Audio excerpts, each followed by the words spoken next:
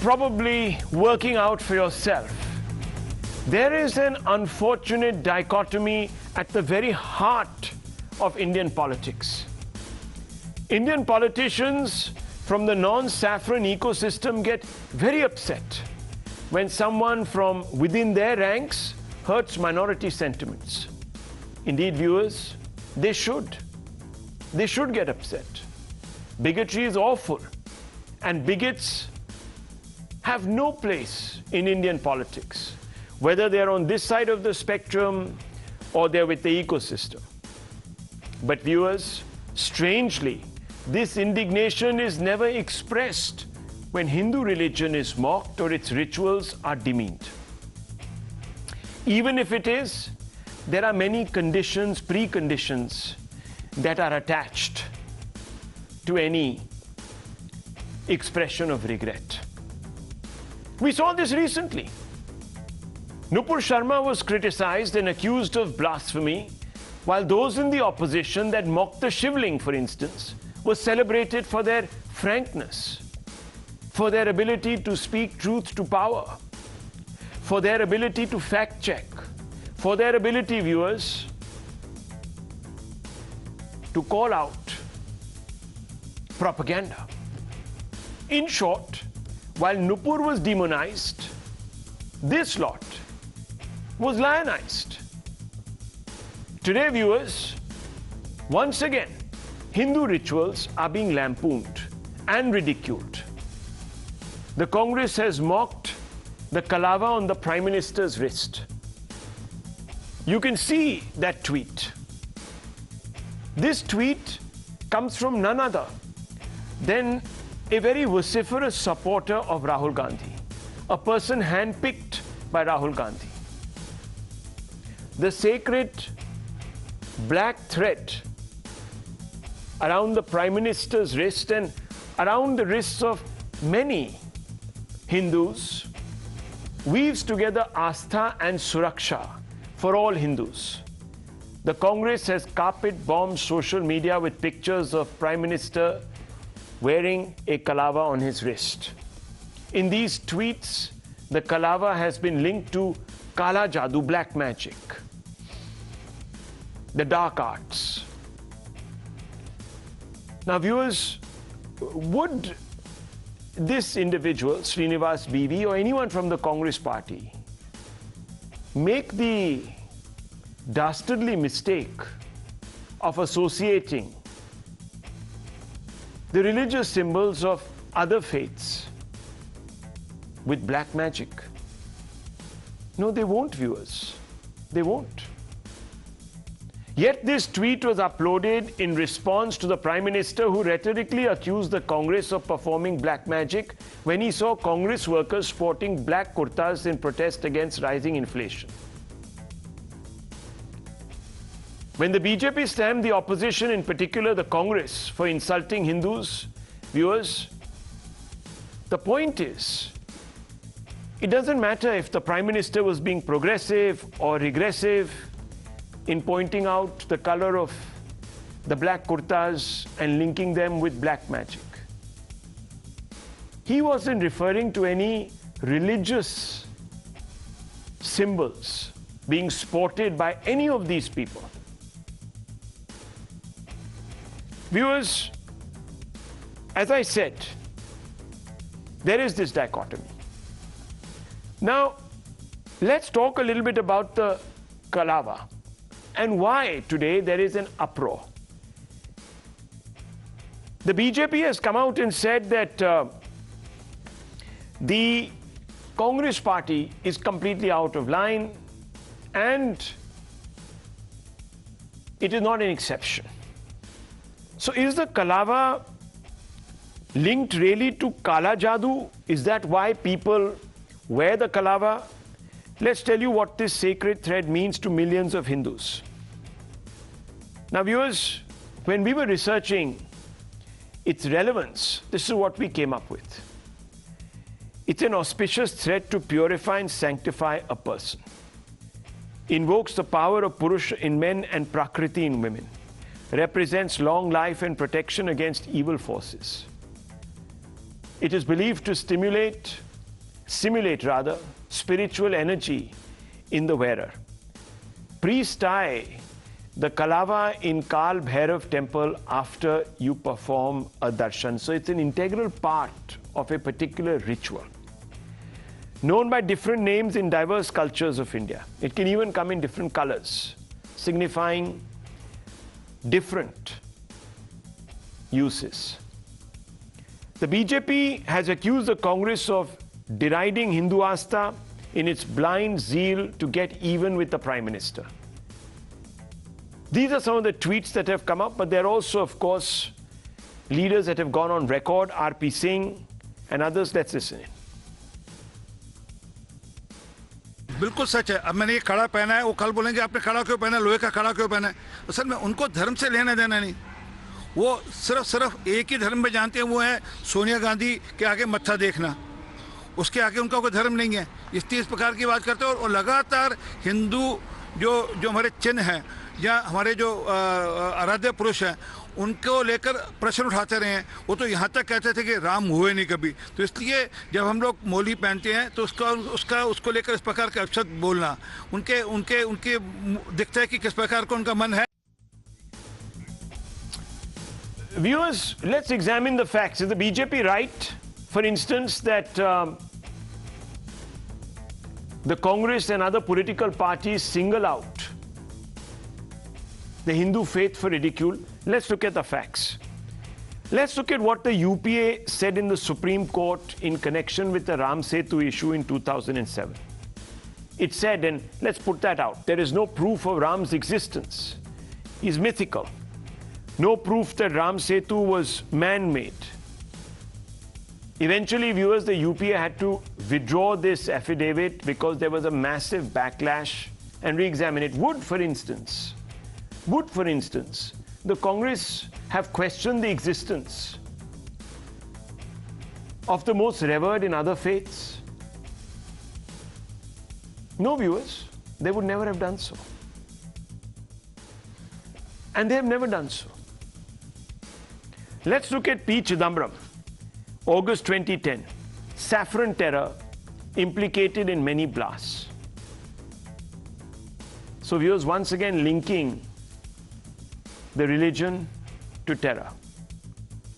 Has the Congress ever said or used the term Islamist terror? Never, viewers. It would never make that mistake. In fact, no political party in the opposition would ever say something like this. Hindutva ideology dividing India. So Hindu ideology, Hindi the language, Hindutva all dividing India. Imagine, viewers, anyone associated with this language, with the religion or with the ideology is being accused of dividing this nation. This is Shashi Tharoor, Congress MP, 31st January 2019. What will people think, especially those who are devout Hindus? Would they revel in this fact? No, they would be offended, and they were, viewers. Mahua Moitra, during the height of the Shivling controversy, Hope Bhabha Atomic Center isn't next on digging list, she says. And you can immediately see who she's mocking, what she's mocking. Akhilesh Yadav, in Hinduism, place a stone and a temple is ready. That is what he believed the Shivling was. Wearing saffron, people have committed rape. Viewers, would Digvijay Singh ever say that wearing the color of a revered by another faith, those people would commit rape? It somehow makes them more liable to commit rape? No, viewers, he would never say that. Neither would the Congress. Now let's see what these very same parties said when Nupur allegedly committed blasphemy in their eyes. Asaduddin Owaisi, the AIMM, said, arrest Nupur, not enough to suspend her. Congress said Nupur to blame for deaths after her comments, echoing the great Supreme Court. Arvind Sawant said she created enmity between communities. Mayawati says expulsion not enough, want Nupur arrested. Nupur must be arrested for spreading unrest, says Akhilesh Yadav. Apologize for anti-Indian, unpatriotic, divisive acts, says Sitaram Yachuri, the leader of the CPIM. Viewers, There are some fundamental questions to be asked tonight, and let's open this up. Sanju Verma, National Spokesperson of the BJP, Ratan Sharda, Rahul Ishwar, Tehseen Poonawalla, Lokesh Jindal, Mohammad Zishan. None of these people require any introduction except for Mr. Zishan, who is perhaps appearing for the first time on India Up Front. So, good evening. You're a political analyst, but I want to begin first with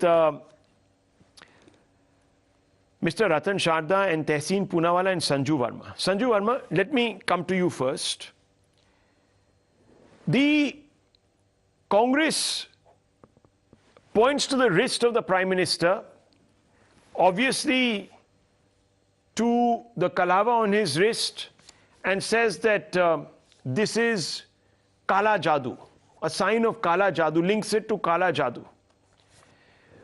Why are you, first of all, upset at this? Can you explain to the viewers? Let's first set up the debate by getting your point of view. We've seen what Amit Malviya has said, and we've heard what Mr. R.P. Singh has said. Can you succinctly tell us what is the problem here?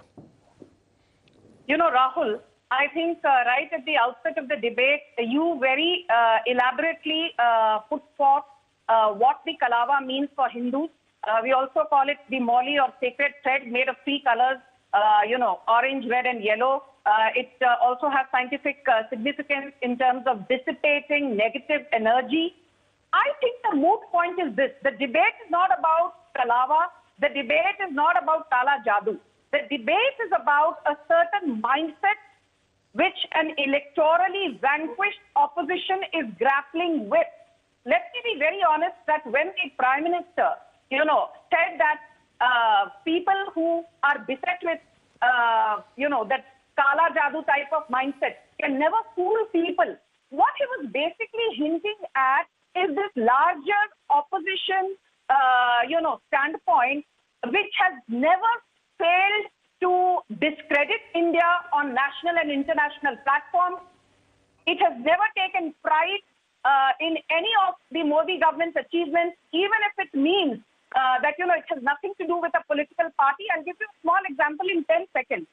I have seen the Congress raise hue and cry about unemployment and inflation, and rightfully so. I feel any conscientious citizen has the right to ask for a debate on national issues, and inflation and unemployment certainly are two issues which qualify. Okay. Having said that, what I cannot fathom,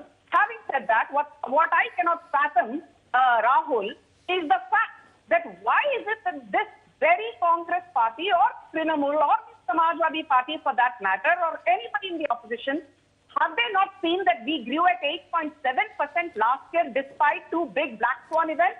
Okay. Have they not seen that IMF says that India will continue to be the fastest growing? So what you're saying is, 7.4%? That the Prime Minister only made a rhetorical comment saying that what is there to mourn? Why are you turned out in black when we are doing so well? What is there to mourn? Why are you turned out? Okay. So let me then ask. For 20 seconds. Okay. 20 seconds. I think there are two key issues here. One, of course, that the opposition refuses to partake of any of the achievements of India in the last 8 years on the economic front. Point number two, since they are electorally vanquished, I think demonizing Hinduism. Okay. That is one of the planks which the opposition is banking on, because I refuse to believe that the wearing black bandanas and black outfits on 5th August, it was no coincidence. We were celebrating the anniversary of the Ram Janmabhoomi Shilanyas. We were celebrating the integration of Kashmir and becoming more mainstreamed with the rest of India. And as you rightfully said, don't forget this is the same Congress party which went in 2006. Okay, so let me ask the questions. Denouncing the existence of Lord Ram. Okay. Denouncing the existence of Ram. Okay, fair enough. I get the drift. I think you made 5 or 6 points. Let's bounce them off Tehseen Poonawalla as well as Mr. Lokesh Jindal. Let me first begin with Mr. Lokesh Jindal, leader of the Congress. Mr. Jindal, thank you very much for taking the time out. I know that you were celebrating Raksha Bandhan with your sisters, so thank you for making the time tonight. The Prime Minister made a rhetorical statement, says Sanju Verma, accusing the Congress of performing black magic. He was being sarcastic. Right or wrong, regressive or progressive, what was the need for the Congress to target his personal religious beliefs and, by extension, through him, the personal beliefs of millions of Hindus? Attack him. Good evening, Rahul. But in a secular way. Lokesh ji, yes. What was the need? See, first of all, the Prime Minister and the Home Minister got the entire episode wrong. Color, especially the black color, symbolizes hard work, labor, and the government right now and its policies, it has brought a common man to this hard work and labor. Inflation, unemployment, the cost of living has been rising. So wearing that black color was symbolic that an ordinary man is brought to street, has to work hard for his livelihood, and now is having difficult circumstances. But then the BJP got the message completely wrong. It is almost like the scientific bent of these Andhbhakt who says that... Did the Prime Minister question your religious belief? Did he? Nobody did he? So then why are you doing so? Srinivas BV, who is not some incidental Congress leader, he is always found by the side of Rahul Gandhi. He's a massive supporter of Rahul Gandhi, handpicked and groomed just like you are, Mr. Lokesh Jindal, one among the youth, the new Turks in the Congress. He is today circling the kalava on the Prime Minister's wrist and demeaning it and associating it with black magic. I mean, when Hindus wear this, are they performing black magic? I'm asking you, sir. I'm sure you wear it too.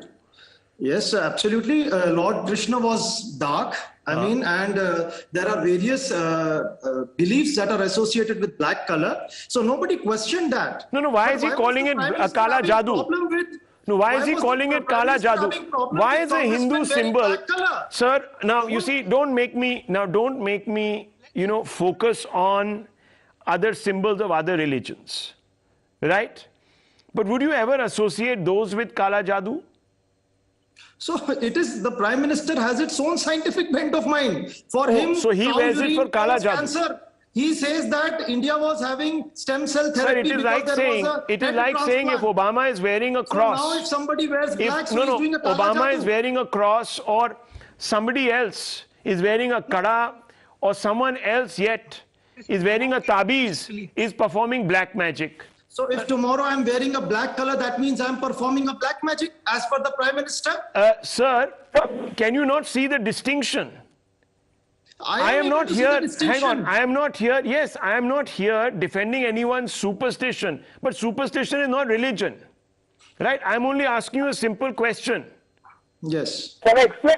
Let's make a distinction between someone's faith and some superstition. Rahul, what I mean to say over here is when the Congress protested against the government's policy, first of all, the Home Minister comes up, attack the Prime Minister, target the Prime Minister. BV Srinivasan can then put out a bunch of facts to say, listen, here is the reason why we wore black, the color of mourning or the color of protest, because on the economic side of things, this is where things stand. On the employment side of things, this is where things stand.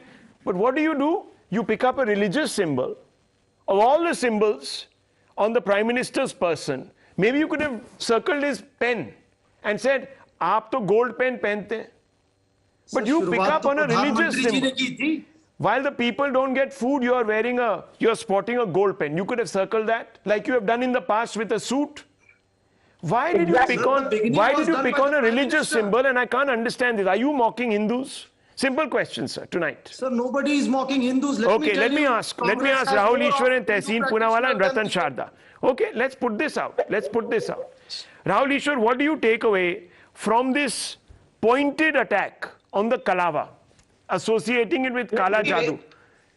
Let me be very honest and beyond politics. As a believing Hindu, I felt offended. Because we all know, even my son has this kalava or what we call charadu in Malayalam, which is a symbol of being something sacred. We go to a temple, give the pujari, take it from pujari and wear it as a mark of respect. And we believe it will protect us. It is some kind of the deity's protection for us. That's a core sense of it. There is a mantra diksha or there is something associated sacred with it. And how can Srinivasi, who knows these things, it is not that Srinivasi is unaware of, he is mocking it in a casual way. That means he is demeaning and he's being casual about Hindu sensitivities. I'm absolutely sure nobody should do and nobody should be doing this regarding our Muslim brothers' faith or Christian brothers' faith. At the same point of time, this casual attitude, a free-for-all of attitude regarding Hindu faith and Hindu symbols will backfire. And he is using the word black magic. See, black is a sacred color for us. We wear black to Shabarimala. But black magic is a negative word. And that negative word is being associated with a sacred symbol that Hindus use. For example, many Muslims wear something called a taviz or some kind of a sacred thread in their neck. Especially Indian Muslims. Will Srinivasji dare to mock them by saying at the Kala Jadoo?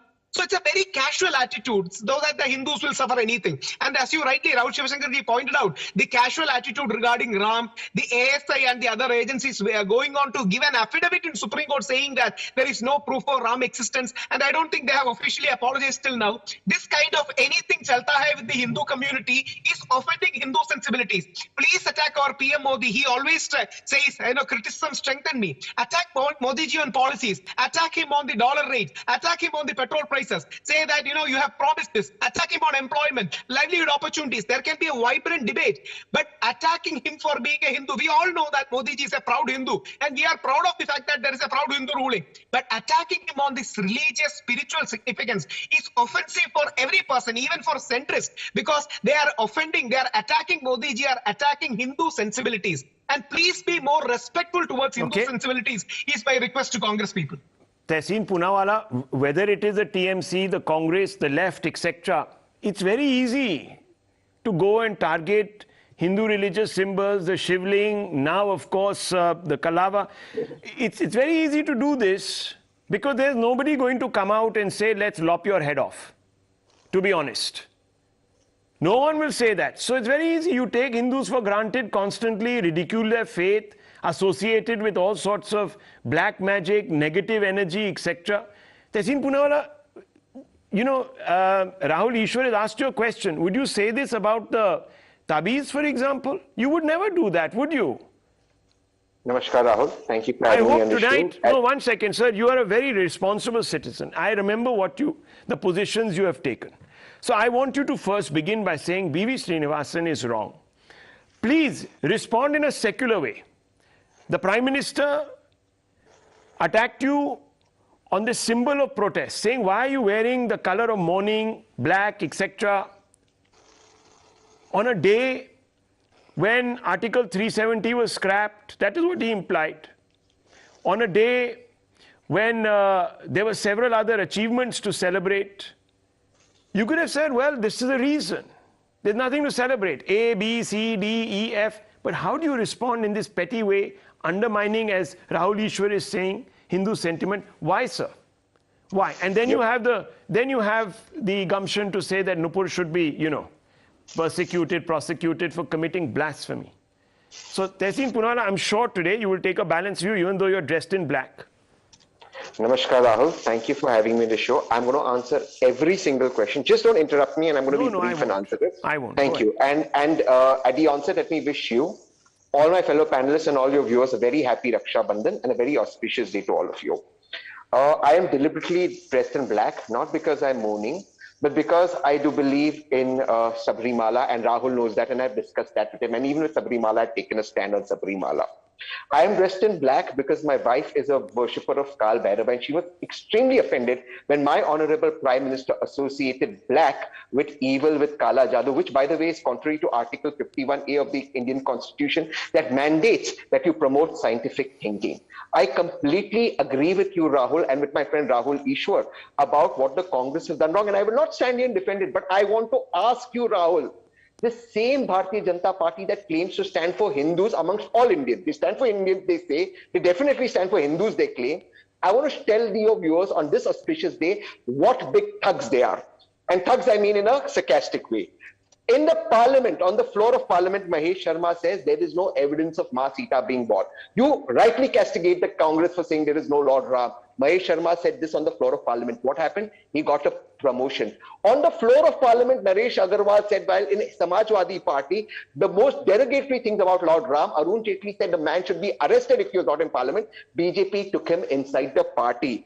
Dilip Ghosh said such derogatory things about Ma Durga. I cannot repeat it. We are worshippers of Ma Durga. This BJP is the biggest fraud on this country. And people in the Congress were protesting price rise, economy, GST. For the Prime Minister to come out and say they were doing black magic and voodoo, I will end by saying the only black day for this country was on 14 February when Pulwama happened. The Prime Minister heard about it. He continued to shoot and then addressed a rally in Uttarakhand and didn't even mention our soldiers. That was a black day. Black are this government's policies. Black are this government's intentions. This government has blackened the Indian context and the Indian economy. Okay. That is the reality of it. Just one small counter question. Tehseen Poonawala. Naresh Agarwal, fine, taken in.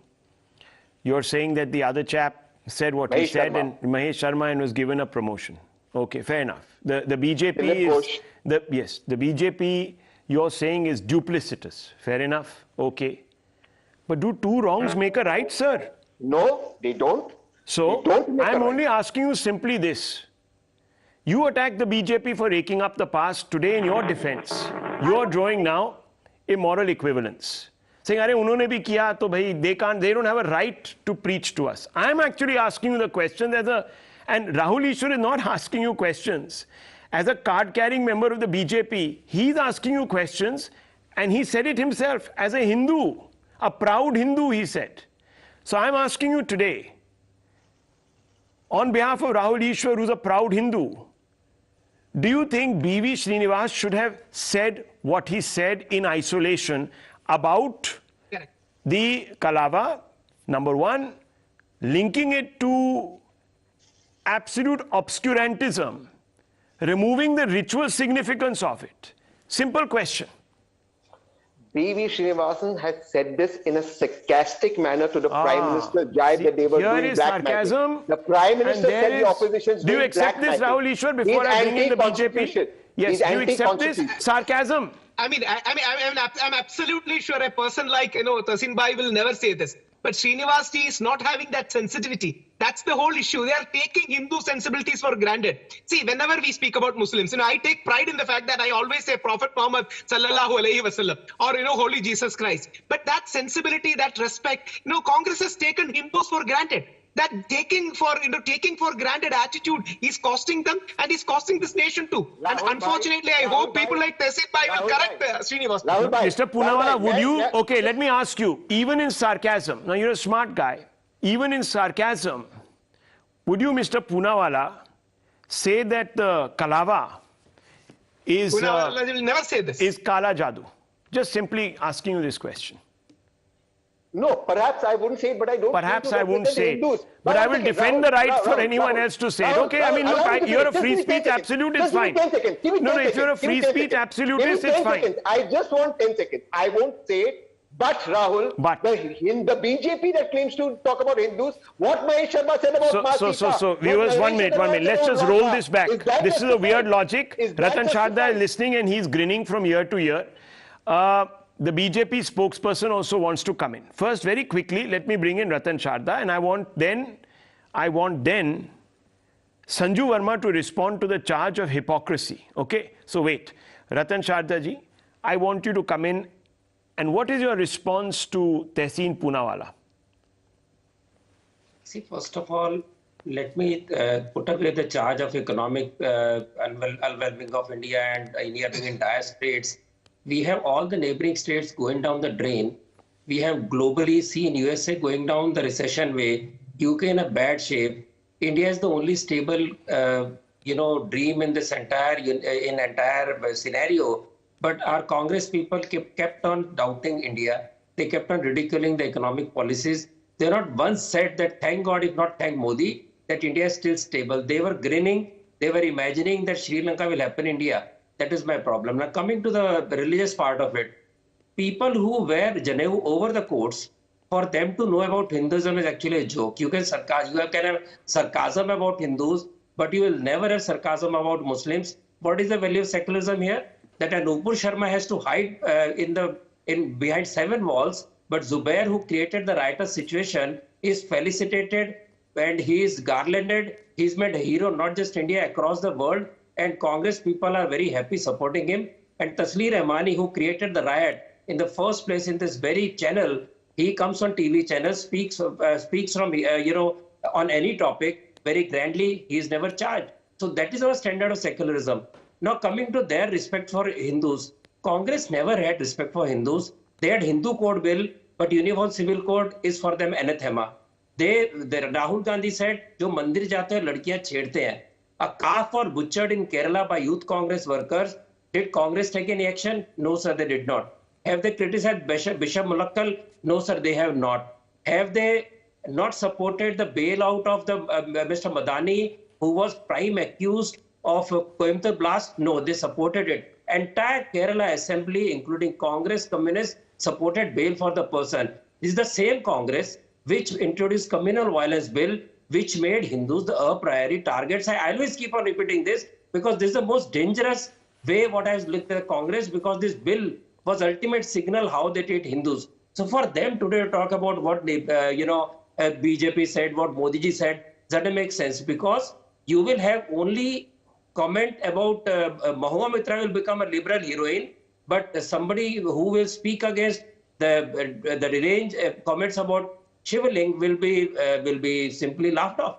So this is what they've been doing, and they have been ridiculing all the time without understanding. I just want to from being secular. Ratan Sharda combating you with facts. Last sentence. I just want to fact check. In the name of secularism, irreligious Hindus have become totally deracinated Hindus. Remember Indira ji, she was a secular. She wore Hindu symbols very proudly, and she never ridiculed any religion. That is what Congress should be doing, but they take the name of Congress I, which is quick Indira, response. but they teach lessons to BJP. Okay, quick response coming in from Tehseen Poonawalla to you, and then Sanju Verma will go up against Mr. Zishan. Yes. What Hitler taught us, and we must always learn from history, is a lie repeated 1,000 times becomes a truth. The communal violence bill, which by the way was a draft, hasn't even come to light. So we are talking about the haircut of a child that isn't born. By the way, please allow me to finish. I didn't interrupt you. When you speak, please allow me to finish. You can you don't want the truth to come to the audience, I'll keep tell quiet. me whether proposed or not. Quiet, you talk. You do one ki baat, or I'll do kaam ki baat. You just tell me whether bill you was do one proposed ki baat, or or I'll not. do kaam ki baat. Can I do kaam ki baat? Tell me whether communal violence bill is introduced or not. Now you don't change the whether Hindus are called terrorist groups or not. Did Congress not call Hindus terror? Tell me that. No, he did not. R.K. Singh said there is some terror. R.K. Singh, a minister in BJP, said there is some terror. Rahul, fact check me. R.K. Singh, a minister in BJP government, said there is some terror. No, let me come in here. Let me come in here. This is very important, viewers. R.K. Singh, a minister. Viewers, in no. BJP Wait a minute. References have been made. No. Let me just finish, please. Tehseen Poonawalla, let me also point out certain facts.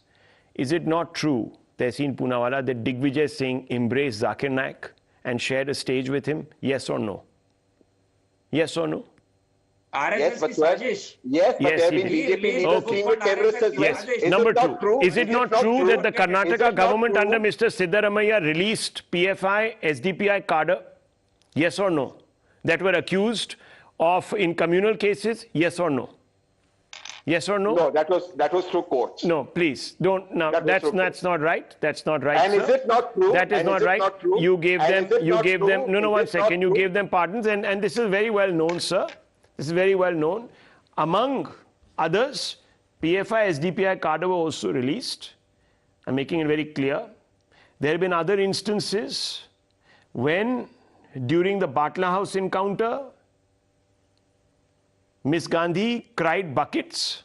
That's not true. Well, sir, I don't know. Mr. Khurshid, No. Mr. Khurshid is on record to say this. Yes, and what happened after that? You're not talking on the record. What is there to talk about, sir? He came out and said it. Once he got... sir. You allow me, you made a charge of Please, Mrs. Gandhi. go ahead. Please allow me to rebut it. Go ahead, sir. This lie continuously, and not you, but continuously said, Mr. Khurshid made those comments. The Congress pulled up not just Mr. Khurshid, but also Digvijay Singh. And I want to tell you, the martyrs of Batla House, Mr. Sharma, got the highest gallantry award. Mrs. Gandhi wrote to him that is sacrificed. Mr. Poonawalla, is it that is because you were that is because, sir, you were whiplashed. by the There was no public. whiplash. Whiplashed by There the was no public. whiplash. Mr. Khushi Whiplashed. was pulled up within 15 minutes. Wasn't 2611 called an RSS Shajish? Yes, it was. And Kripa Shankar Singh is in the BJP. No. That's what Wait I a minute. said. Wait a That minute. these people Wait a minute. Are absolute hypocrites. Mr. Poonawala, you made that charge. All I'm saying is that it all began with the Congress. And the BJP is That's fair enough. I'll get that response. Mirror. I'll get that response. So We I'm are only, great supporters of sir, Hindus. please allow me. I'm only saying that that was an impulse. Why it only originated there, I don't know. The answer, perhaps some political scientists will give, is because appeasement is the heart of Congress politics. Perhaps. Why did you take Kripa Shankar Let me bring in Sanju Verma to answer those questions about double standards in duality, etc., etc. Sanju Verma, respond to Mr. Poonawala. You know, Rahul, first and foremost, I find it absolutely when Tehseen Poonawala says that BJP is a party of thugs and is a party of fraudsters. Sonia Gandhi out on bail. Rahul Gandhi out on bail. Karti Chidambaram out on bail. Nalini Chidambaram out on bail. Your Kapil Sibal fought against having Okay, we're having a lot of problems with your audio, ma'am. Your audio seems to be disappearing, coming and going. What is wrong with Sanju Verma's audio? Let's sort it out, Nizam Bhai, very quickly. I think she's making some points. She's responding to the charge Tehseen Poonawala made about the BJP being riddled with thugs. Is this line now cleared up? Or should I go for 30 seconds? Okay, we're redialing you, Sanju Verma. We'll come right back to you. Mohammad Zishan, let me ask you, sir. Do you support what Mr. B.V. Srinivasan has said? Srinivas has said. Comparing and linking the Kalava to Jadoo Tuna, to black magic. First of all, I would like to wish a very good evening and a very happy Raksha Bandhan to all the co-panelists and Rahul to you. I would like to say that I come from Bengal, an educated youth of Bengal. So firstly, I would like to mention our beliefs, our traditions, our secularism, our conscience doesn't allow us to make comments on religious debates.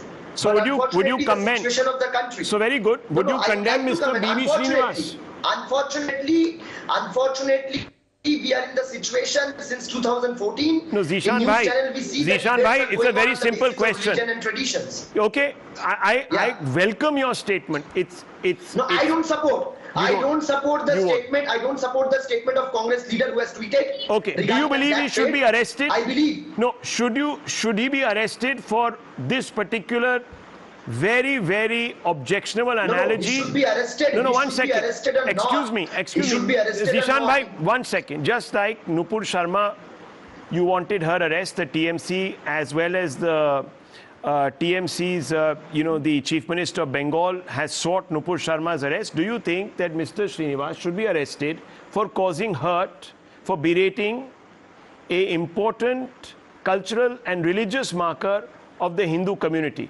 Since you all take great offense at what Nupur said, similarly, if you think this is offensive, should the law proceed against him, yes or no?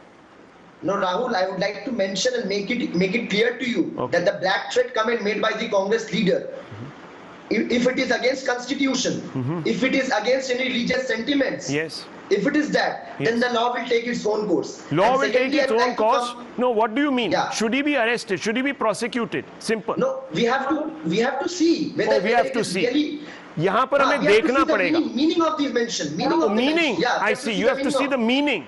I think Rahul Ishwar, who is qualified, Rahul Ishwar, who is a spiritualist.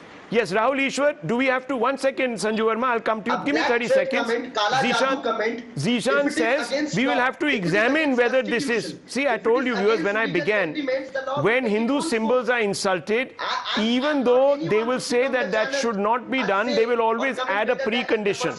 So I'm asking you, Rahul Ishwar, do you think Mohammad Zishan is adding a precondition?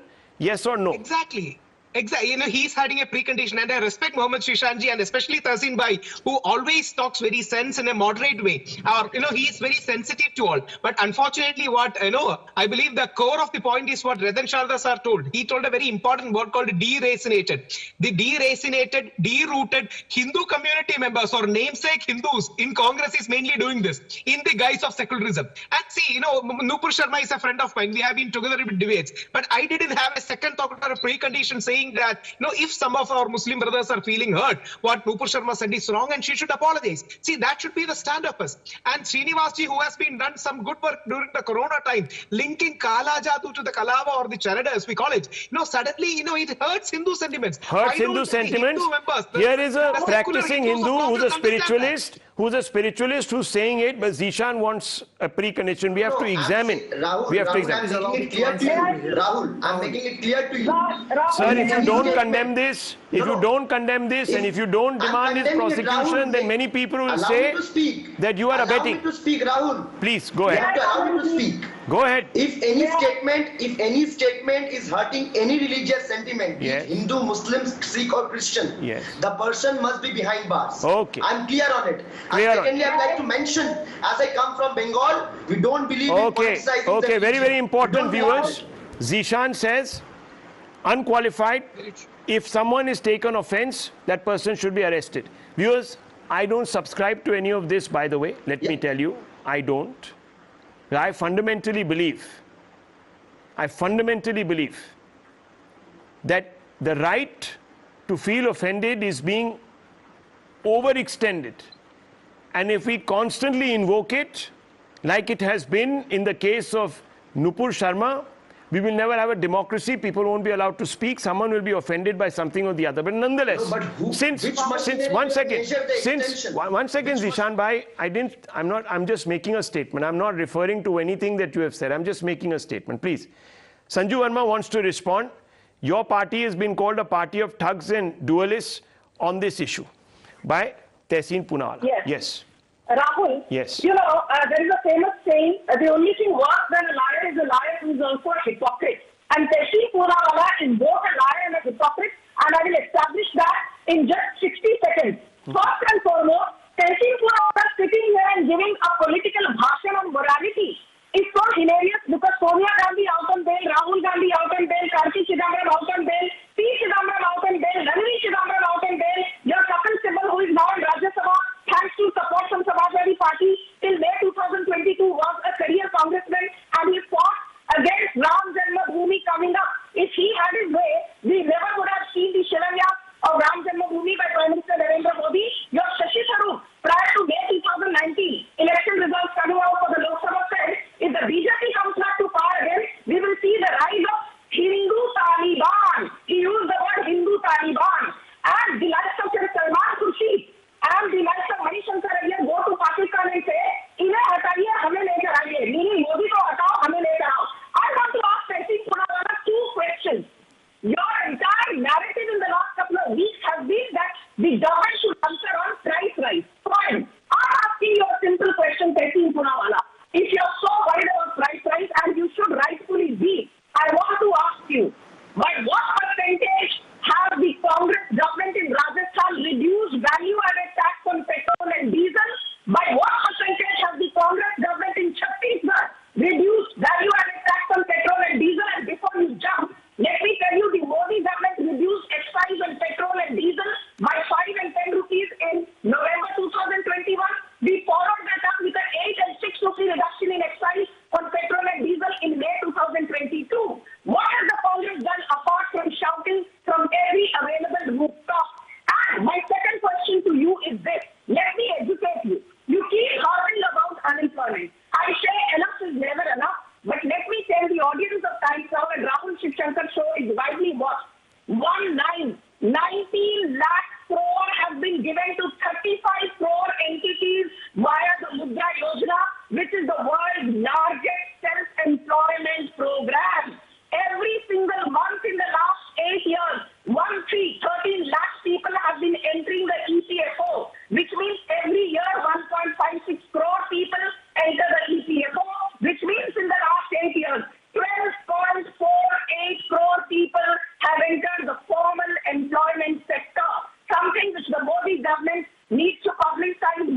Okay, So let's get the questions in. Who do not know the key of economics Okay. can have their lives busted. Let me ask. Tehseen Poonawala, the first question was VAT cut, Chhattisgarh and Rajasthan. How much, please, sir? Well, I'm not carrying the data on that. I didn't know it was going to go on that. However, No. So you came to a, hang on. So you came to a debate. No. One second. Can I You answer? came, one second. This is very interesting, viewers. This is very, very interesting. And I am sorry, I have to. One second, I'll let you in. Just give me 30 seconds. I just want to make one point. Viewers. Baseless allegations with zero iota credibility. Okay. That's a very straight question that she has posed. On dual standards and thuggery. Now, viewers, what did I say? I began by saying instead of targeting the Prime Minister's religiosity and the symbols of his religion and his faith, and thereby insulting a large number of Hindus, all B.V. Srinivas, or whatever his name is, should have done was to list how the Aam Aadmi is suffering and how the Prime Minister was trying to shroud in black the conversation. May But I please viewers, answer now? no, one second, I just want to make this very clear. And Siddharth is going to give me those figures, viewers. When that question is asked of Tehseen Poonawala, his response is, I didn't come prepared to answer that question. When the whole debate is about the Congress going out there in black, protesting price rise and inflation. So, Mr. Poonawala, you came prepared for everything, but not to tell us the truth on how much VAT percentage was cut by Chhattisgarh and Rajasthan. Yes. I'll give you the answer. I got the answers. Thank you. I got the answers. Yeah. I just asked you for 30 seconds. 2% cut by Chhattisgarh, 2 rupees 50 paisa cut by, 2% cut by Chhattisgarh, 2 rupees 50 paisa. Can you please keep the background music cut now? Okay. Viewers. Can I talk? Is this how it's going to be? Am I going to be heckled? If I'm going to be heckled. Okay. One second. Let's not speak over him. Can I talk? Chhattisgarh viewers, 1 second, please. I'm going to lower everyone's faders. Here are the facts. Chhattisgarh cut VAT on petrol by 1%. Grand total of 1%, viewers. And 2% for diesel. Now, if you are so concerned about price rise, and this is exactly what the Congress constantly attacked the Prime Minister over, the rising prices of fuel. Now, viewers, on Times Now, we have demanded more relief. But we were expecting perhaps the opposition, because they are entrusted with speaking truth to power on our behalf, on the public's behalf. They would have led by example and cut by 10 to 12 to 15%, to put more and more pressure on the center, to cut even further, to give us more relief. But when the opposition itself is only bothered about cutting 1% and 2% for diesel, and that too on November 23rd, 2021, and nothing after, then viewers, you tell me, why should the government of the day feel obliged? When no one is competing with them on this, why would they feel obliged? Who is letting us down? So you can show up on the day questioning is happening of Sonia Gandhi to divert attention from that questioning and dress in black and talk about inflation. But when it comes to proving your commitment to you and I, the taxpayer, viewers, you either don't have the figures, or they're so paltry that you balk at sharing them. Rajasthan cut petrol prices by 4 rupees and diesel by 5 rupees, November 2021. I just want to very quickly ask Sanju Verma, how much did the center cut excise by? Just answer me very clearly these two questions, compared to 5 rupees and 4 rupees by Rajasthan and 1% and 2% by Chhattisgarh. Can you tell me? Yeah. So, Rahul, if you take the central government cut in November 2021 and May 2022, on petrol, we cut the excise by 5 plus 8. That is 13 rupees. And on diesel, it was 10 plus 6, 16 rupees. So, 13 rupees cut in excise on petrol, 16 rupees cut in excise on diesel. And on top of that, states like Uttar Pradesh, states like Madhya Pradesh, states like Goa, Assam cut value-added tax by another 18 rupees.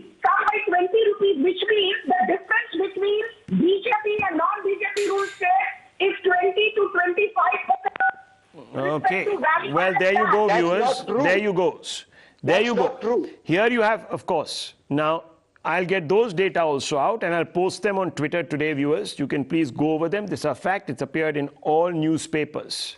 The cut in VAT, in excise rather, by the center is a well-publicized fact. Just Google it right now and you will see the disparity. I am now going to move on, viewers, to another big story coming out of Bengal. And this is an important one.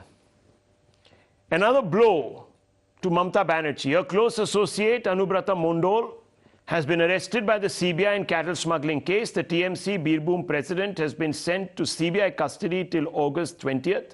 Mondal was grilled by the agency and was later arrested by the CBI, accusing him of being non-cooperative. The TMC leader last appeared before the probe agency in May and skipped as many as 10 summons, thereafter citing poor health. Sources in the probe agency say he's one of the main accused who was instrumental in organizing and patronizing cattle smuggling. He's alleged to have collected huge amounts of money from other accused persons to give them protection and patronage from state administration. Mondal is the fourth key accused to be arrested in the Bengal cattle smuggling case. Mastermind Inamul Haq, Mondal's bodyguard Saigal Hussain, and former BSF commandant Suresh Kumar have earlier also been held. The case relates to illegal smuggling of cattle across the border to Bangladesh. Call details of Mondal's bodyguards have shown that he was in direct touch with cattle smugglers. Probe agency has found Hussain moved money from cattle smugglers to Mondal. He is also alleged to have amassed properties worth rupees 4 crores and 49 property deeds have been recovered from his possession. All of this, of course, are claims being made by the agency concerned. I want to open this up and I want to ask Professor Shogoto Roy, Member of Parliament of the TMC. Professor Roy, it's a very straightforward question. The BJP says that the TMC stands for too much corruption party. How would you rebut the BJP on this charge, especially when a large number of your leaders are facing all sorts of corruption charges? In fact, under pressure, you have even had to let go of Partha Chatterjee. Sir.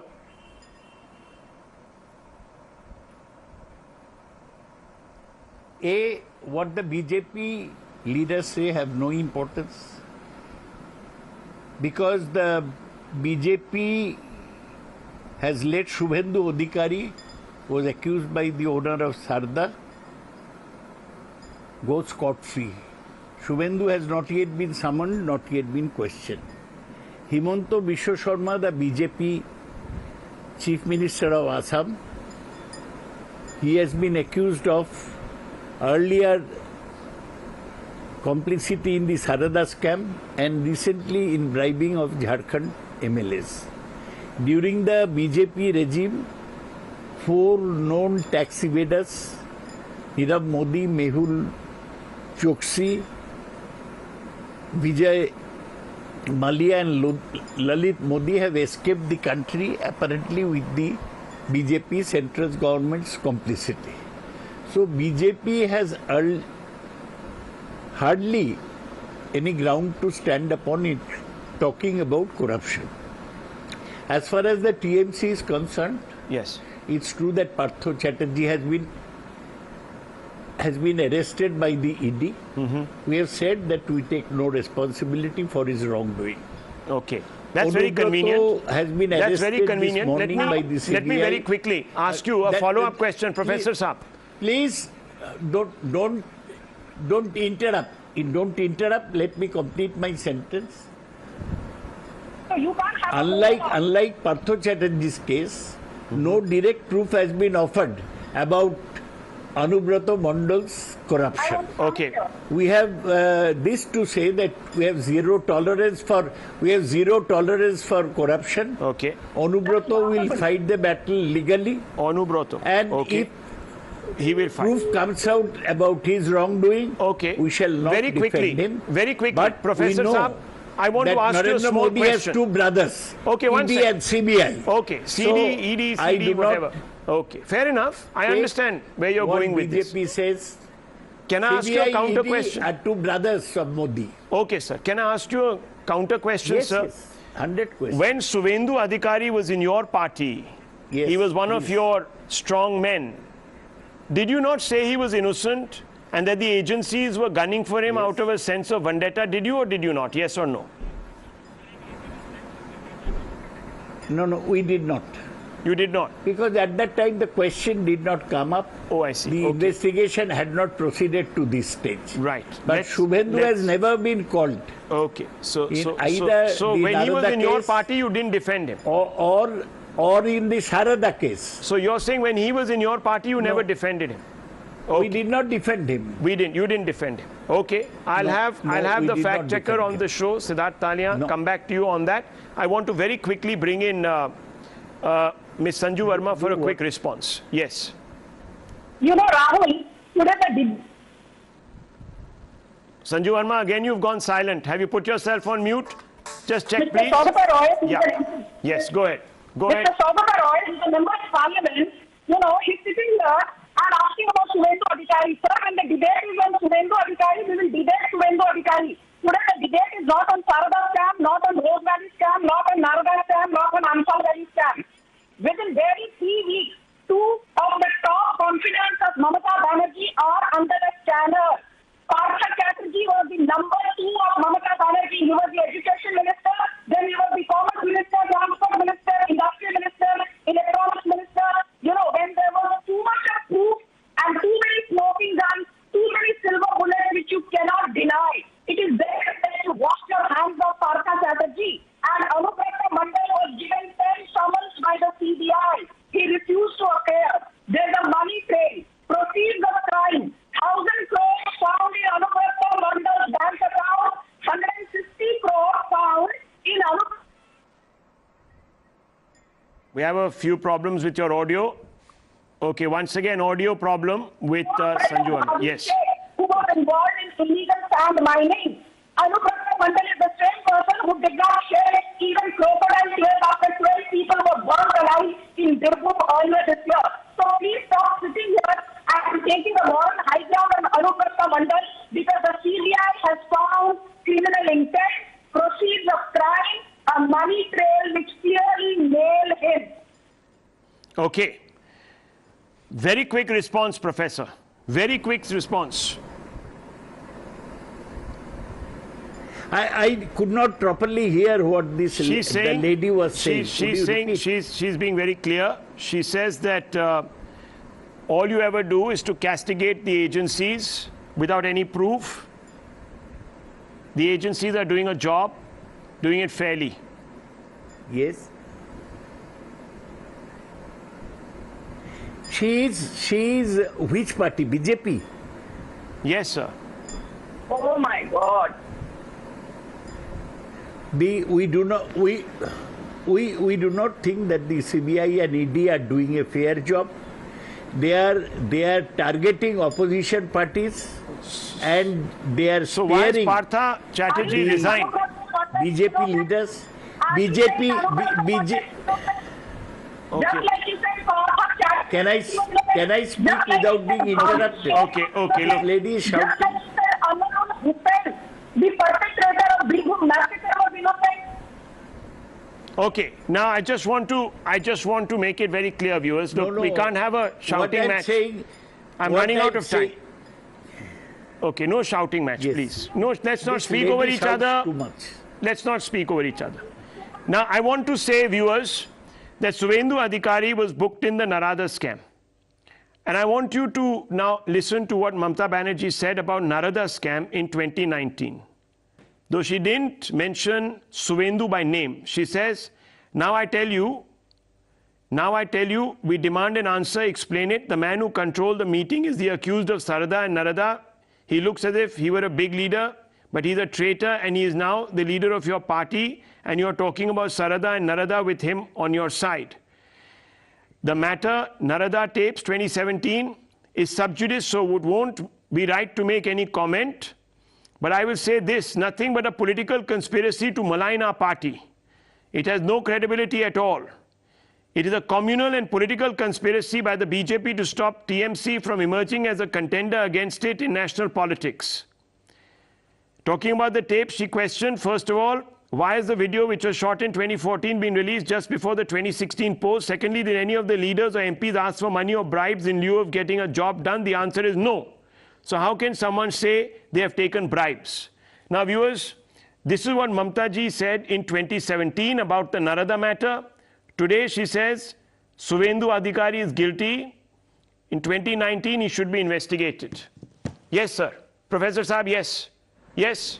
Yes, sir. But listen to this. Okay. Four of our ministers, including late Subrata Mukherjee and Firhad Hakim, were arrested in the Narada scam. True. And against Suvendu Adhikari further charges, the kingpin of Sharada cheat fund. All I'm saying is, sir, statement. Fair enough. All I'm saying is that he should. I agree with you. He should be investigated. I agree with you.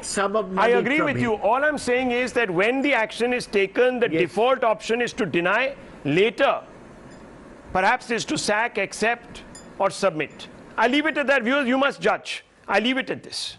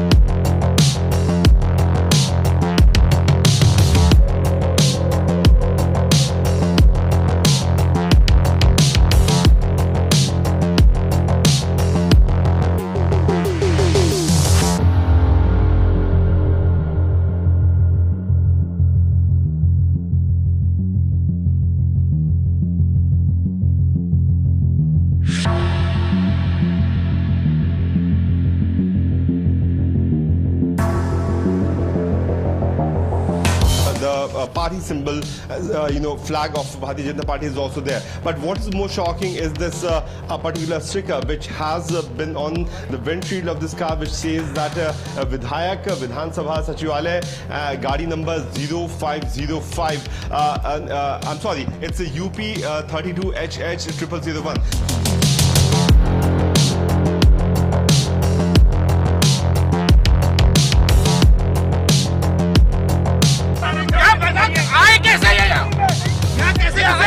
हम करें या police कैसे है? या police को नहीं दी? या police को नहीं दी? या पुलिस को नहीं दी यहाँ पर? या पुलिस को नहीं दी? अंदर क्यों घुसे ये लोग? आप बताइए। पता करिए उनसे कि 15 लड़के कैसे इस सोसाइटी में अपनी सोसाइटी देखें। इससे बड़ी शर्म की बात नहीं हो सकती।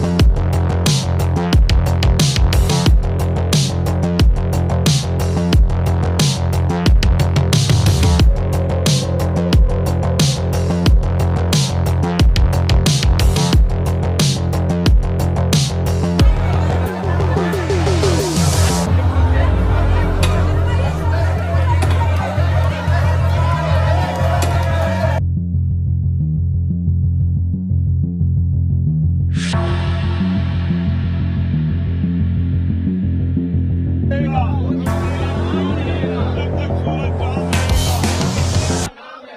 am saying some things that are maybe not the easiest thing in the world to hear. I'm not sitting here or standing here promising you tens and tens of billions of pounds of goodies straight away, because I don't think that's the right thing.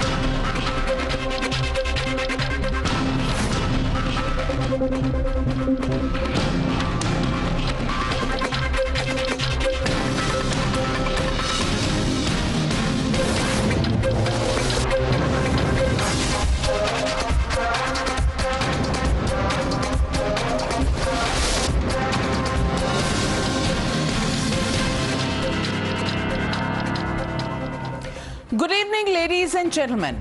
Did you ever think in the 21st century black magic would be part of our political discourse? Well, it is. And it started with Prime Minister Narendra Modi yesterday taking a veiled jibe at the Grand Old Party for their last Friday's Black Clothes protest. He said that this black magic is not going to help those who are desperate to revive their political fortunes. Now, the Congress was quick to hit back.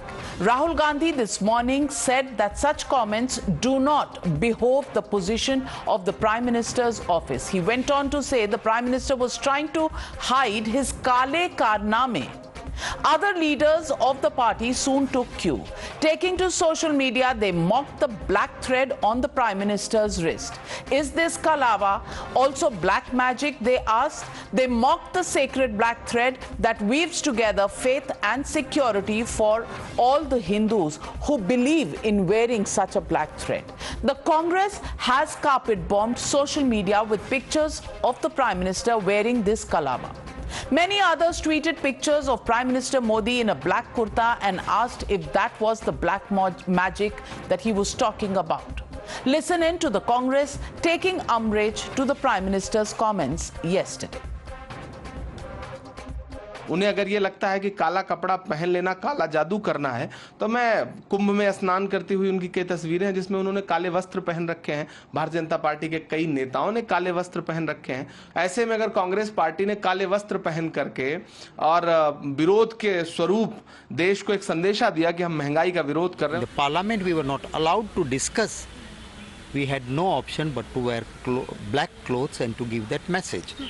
But here you can see, इसको देख लीजिए, इसे काला जादू कहते हैं। ये जो कर रहे हैं ये खुदगर्जी के लिए इसको जादू टोना कहते हैं, इसे काला जादू कहते हैं।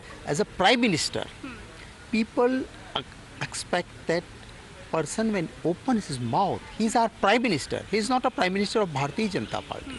He is a prime minister of country. He is my prime minister also. We don't expect this type of dirty words or dirty politics from a person who is sitting on the highest chair. The BJP was quick to rebut this black thread jibe of the Congress party. They linked it to the festival of Raksha Bandhan today. BJP asked why the Congress chose this day to insult the thread that symbolizes Raksha or many devout Hindus. Is this an insult to the Hindu faith? They asked. Questioning the Congress, the Saffron Party alleged that they only believe in Parivar Bhakti. Listen in. बिल्कुल सच है। अब मैंने ये कड़ा पहना है, वो कल बोलेंगे आपने कड़ा क्यों पहना, लोहे का कड़ा क्यों पहना है। असल में उनको धर्म से लेना देना नहीं, वो सिर्फ एक ही धर्म में जानते हैं, वो है सोनिया गांधी के आगे मत्था देखना, उसके आगे उनका कोई धर्म नहीं है। इसलिए इस प्रकार की बात करते हैं और लगातार हिंदू जो हमारे चिन्ह हैं या हमारे जो आराध्य पुरुष हैं उनको लेकर प्रश्न उठाते रहे हैं। वो तो यहाँ तक कहते थे कि राम हुए नहीं कभी। तो इसलिए जब हम लोग मोली पहनते हैं तो उसको लेकर इस प्रकार का अपशब्द बोलना उनके दिखता है कि किस प्रकार का उनका मन है। So the legitimate question we are asking on the Newshour tonight, is Kala politics hurting India? That's the question and that's the debate on the other side. Hashtag Kala politics. The debate coming up. You're watching the Newshour at 9. Debate number 1 on Times Now. Super Prime Time. And joining me tonight, Nalin Kohli, national spokesperson of the BJP, Dr. Anand Ranganathan, author, Ghanshyam Tiwari, national spokesperson of the Samajwadi Party, Vikraman R, spokesperson of the VCK. Also joining us in just a bit from now, Aam Aadmi spokesperson Akshay Marathe. But my first question goes to Advocate Kapil Madan. Advocate Kapil Madan, I want to ask you, what are the Kale Karname of the Prime Minister that Mr. Rahul Gandhi has been referring to? Is vaccinating 200 crore people of this country a Kala Karnama? Is catching hold of black money stashed with several people who can't explain the origins of their money black Karnama? Is creating a better position for India internationally a black Karnama? Is feeding 80 crore people during the epidemic a black Karnama? What is Mr. Rahul Gandhi referring to? So Navika ji, let us see the things in the correct perspective. Now, from where this, black, magic debate is coming from? I mean, every time you think that the BJP can't go more low, they will not disappoint you and they will make a statement which will again better their own record. Now I'll just ask you one question. If someone is wearing a black cloth or someone is wearing a black band as a measure, as something to show that they are protesting against the government, is that a black magic or not? Is that a black magic? I'm asking you. What is your opinion? What do you think about it? Let's start the debate from here. What is your personal opinion about it? Is this a black magic? You know what my personal opinion is? My personal opinion is that the black shirts came out when the ED came out to ask questions to Mr. Rahul Gandhi and Mrs. Sonia Gandhi. The Mehengai was invisible to the Congress party before that. It is only when the ED asked questions that suddenly the black shirts came out. So if you're a party that actually thinks that it stands for the people of this country, you're not. Because last time you did a rally in Rajasthan on Mehengai, on price rise. What did Rahul Gandhi speak about? He spoke about Hindutva in that rally. So my answer, if you really want my answer on that, is that Mr. Rahul Gandhi is running out of arguments to save his political career, which is why he jumps to these questions, comes out on the streets in black clothes, and even in a press conference on that day talks only about the ED, the fact that this country is not worth living. Not once does he mention the issue of price rise. So that's how fake this entire issue is, and that's what the Prime Minister was referring to. Navika ji, so thank you, and I get your wonderful drift. So you also agree that the issue could be something else. I mean, there could be a policy decision, but the Prime Minister will refer to as black magic, as Kala Jadoo, etc., etc. I don't know whether he is, staying in any kind of a dreamland. I mean, it sounds a little hilarious to me that if someone is protesting, you will refer to them as they are, doing a black magic. And let me, tell you three important things here. If wearing black signifies black magic, there are different photographs wherein Mr. Modi himself was doing yoga in black clothes, and ironically, Mr. Modi in today's VP Saab's oath ceremony, Mr. VP Saab was also wearing black. So I don't know whether his problem is with black, whether his problem is with the opposition. You can't figure out, you can't understand what the Prime Minister was saying. Dr. Anand Ranganathan is raising his hands and he wants to decode it for you. Dr. Anand Ranganathan, you have the floor.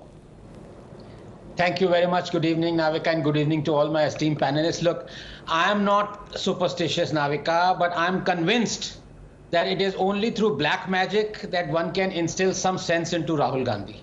और नाविका, आज राखी का दिन है, आप मेरी बहन हैं, इसलिए आपसे मेरी एक ख्वाहिश है, दरखास्त है कि आप मुझे ढाई मिनट मुझे दीजिए, क्योंकि ऑपोजिशन की बात वो चाहता है कि हम इन्हीं मुद्दों में उलझे रहें, काला जादू, काला मैजिक, कपड़े, ये वो। कुछ हद तक बीजेपी भी ये चाहती है, but away from the rhetoric और silliness of this whole issue, we the citizens must now take the role of a constructive opposition, because our opposition parties are destructive. I'm convinced of it. So please give me 2.5 minutes. राखी के time पे आपका भाई आपसे request कर रहा है, because I want to delve into the real issue. राखी में वैसे बहनों को दिया जाता है, बहनों से लिया नहीं जाता. Anyway, take your 2.5 minutes. Yes, so थोड़ा उल्टा हो गया.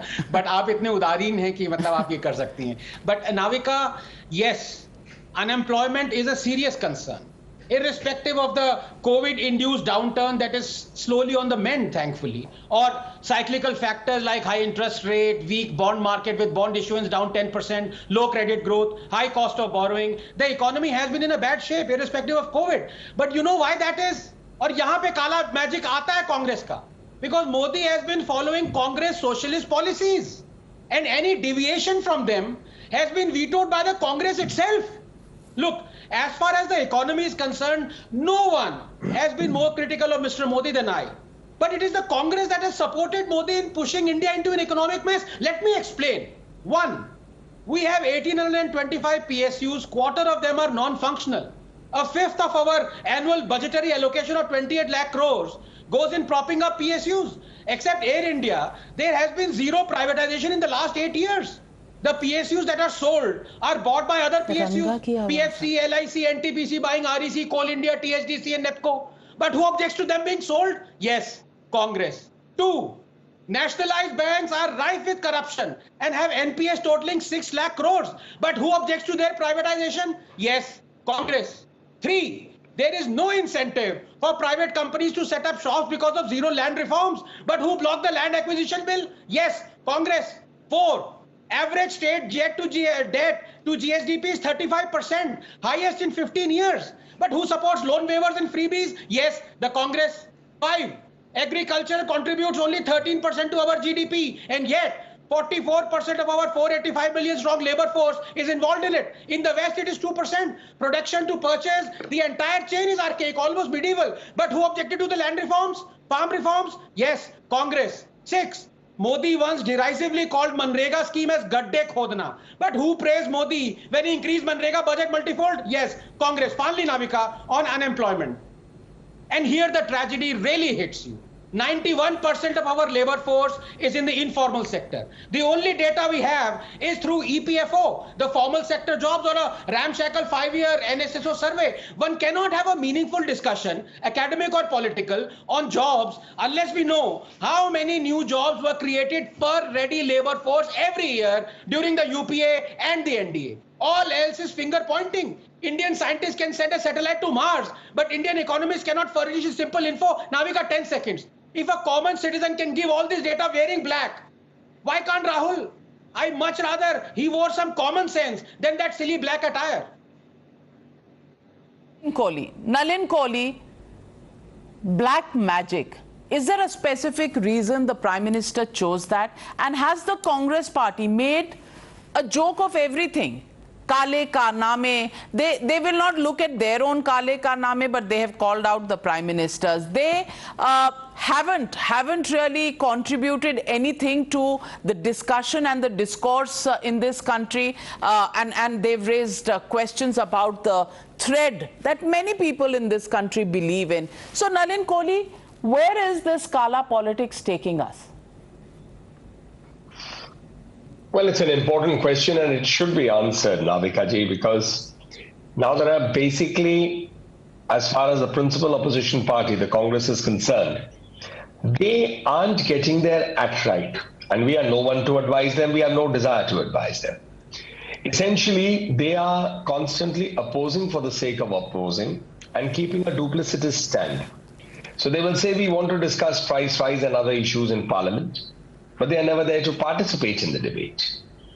And I think what Prime Minister Modi was doing, you have to note that he was doing it at the launch of an ethanol plant in Panipat worth 900 crores dedicated to the nation. So he was here talking about an actual developmental project that has seen fruition as several others. And it was an apt opportunity for him to take on politically and remind parties like the Congress that this kind of so-called protests without substance in it, without it being linked to the reality of the day, is not going to succeed. Now, the Congress is entitled to wear black, white, yellow, green, blue, whatever color they want. But they can't convert an investigation into the first family, which is the Nehru-Gandhi family, a personal investigation into a so-called satyagraha, because then that becomes a satyagraha, so-called satyagraha, on promoting corruption, which goes against the very ideal why a satyagraha took place in India. So it's the Congress party which has much to say. To somehow escape the answers, they are raising these kind of theatricals, these kind of strange statements. And Prime Minister Modi, I think it was an occasion for him he got an opportunity to speak about it. He went ahead and exposed the Congress. Well, Ghanshyam Tiwari, do you think we live in a country where, Mr. Rahul Gandhi has objections to being investigated for issues that are prima facie worth an investigation as stated by the courts of this country? And if that is done, he comes out, uses the ruse of mehengai to protest on the streets. Is he trying to deflect the attention away from this and trying to make himself a champion of the common people using the issue of price rise, when actually price rise is an issue that is a fake curtain that he uses? In Parliament, he will not listen to the debate on it, will not stand there to hear the government's response on it, will not put the government on the mat, comes out, does black clothes protests outside the street, and actually is more worried about ED because that's what he's talking about in the press conference he does on the day of the protest. So, Mr. Ghanshyam Tiwari, is everybody in the political circles deflecting attention away from the real issues this country is facing? Good evening, Navika, to you, my fellow co-panelists and the viewers, and a very happy Raksha Bandhan to every one of you and the viewers. I think it is absolutely clear that if the Prime Minister was a person of his own words, of his own commitment, he would have seen price rise. He would have seen the massive unemployment and had not resorted to this petty logic.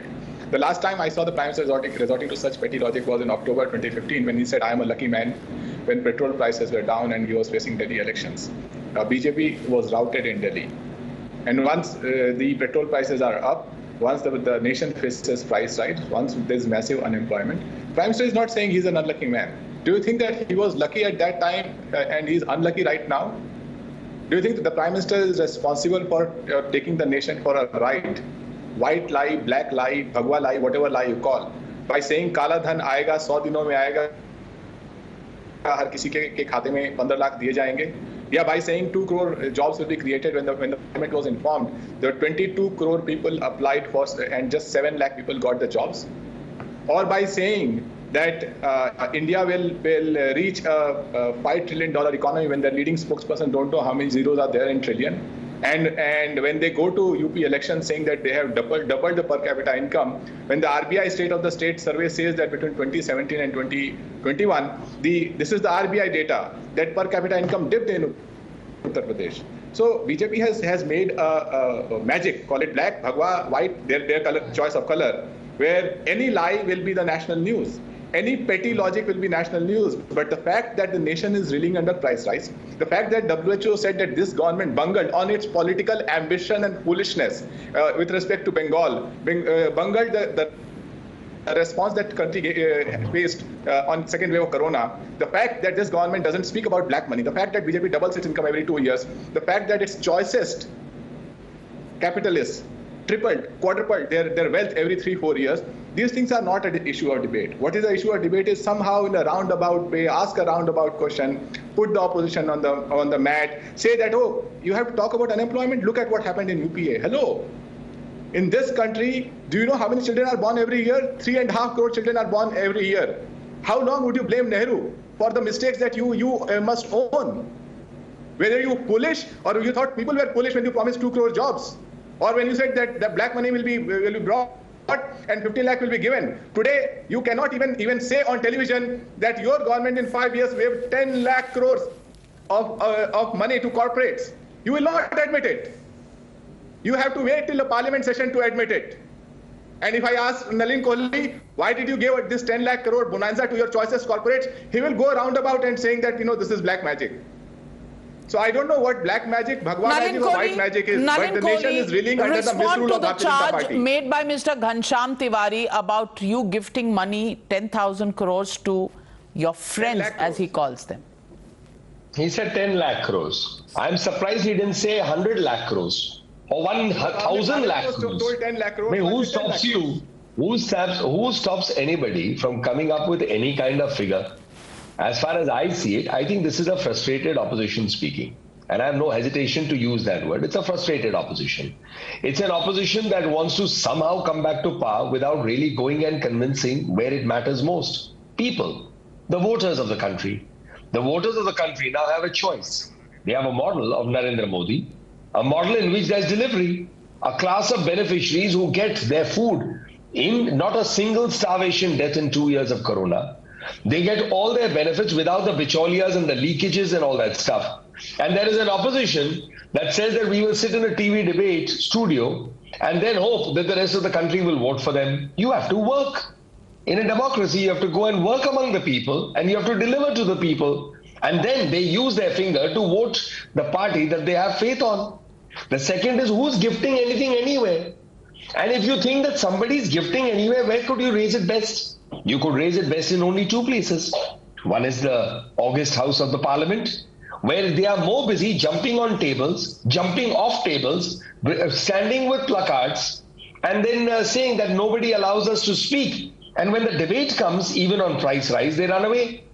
So, I mean, this is not a model that you can fool people with. You can fool some people someplace, but you can't fool all the people all the time. So if the opposition really wants to make an attack on the Congress, they really need to, on the BJP, they really need to first look at themselves. They have only themselves to blame. If they have such a fit case, why aren't they in Parliament? Why aren't they putting it on the floor of the House of Parliament? Why aren't they before the Supreme Court if they wish to do so? They don't have a case. They want to manufacture a case, driven by the visceral hatred for Narendra Modi. Simple. They hate Narendra Modi and they hope that leave elections aside, they can't defeat him in elections. So we will raise all these kind of arguments against Modi because there is nothing else we have better to do. Well, so let me get in Akshay Marathe of the Aam Aadmi Party. Akshay Marathe, do you think the black magic and the black Karname politics is taking away from the real issues at hand? And can the Congress party actually hold its head high and say, that they should not be investigated? And there are problems in the cases that they have against them. They haven't got relief. And is the protest on price rise just a ruse to hide behind actually the action by the investigation agencies? Navika, for political parties, for the media, this issue of price rise can be a ruse, it can be a deflection point, it can be a distraction for the government. But for the person on the ground, for the Aam Aadmi of this country, the issue of price rise is an issue that matters to them on a daily basis, on every day, at least 3-4 times, when you're cooking your meals in the morning, when you're getting books for your children, when you're paying your utility bills. Literally every step along the way, the Aam Aadmi is suffering because no government today is willing to accept and address the fact that this country is facing historic price rise. And instead of talking about why this price rise is happening to begin with, we are talking about who is wearing what kind of clothes. And this is not, I don't want to get into Congress or BJP because honestly, this country has had enough of this Congress-BJP nonsense. We want answers from the people in power. And for the last 8 years, the BJP government has been in power. And instead of telling us what concrete steps are going to be taken to solve this issue of price rise, what do we hear the Prime Minister of the country saying? The Prime Minister is trying to tell us, oh, if we give you any more free services, then our country is going to turn into Sri Lanka. But first, the Prime Minister should tell us what has he done in the last 8 years to prevent a situation like Venezuela and Sri Lanka to happen. And let me tell you, Navika, in Venezuela, the most pressing problem for the last several years has been inflation. Inflation has been breaking the backs of the people in Venezuela. because the government really ruined the economic situation and finances of that country. And if the Prime Minister really thinks that we are heading towards Venezuela, then he must address the issue of price rise and inflation. I want to ask Mr. Kohli, tell us any three steps that the government is going to take in the next 6 months to stop inflation from going havoc in the way that it has been happening in the last couple years. Mr. Kohli, please tell us any 3 steps the government is going to take. Nalin Kohli. If anybody goes out there and reads a little bit and studies these questions for which they seek answers, then they'll understand 3 or 4 basics. The world is acknowledging now, and people who basically understand economics, people who don't pretend to know economics, but those who know economics, they understand that there are 2 models that have been available. One is boosting the supply side and one was boosting the demand side. India followed the first, boosting the supply side.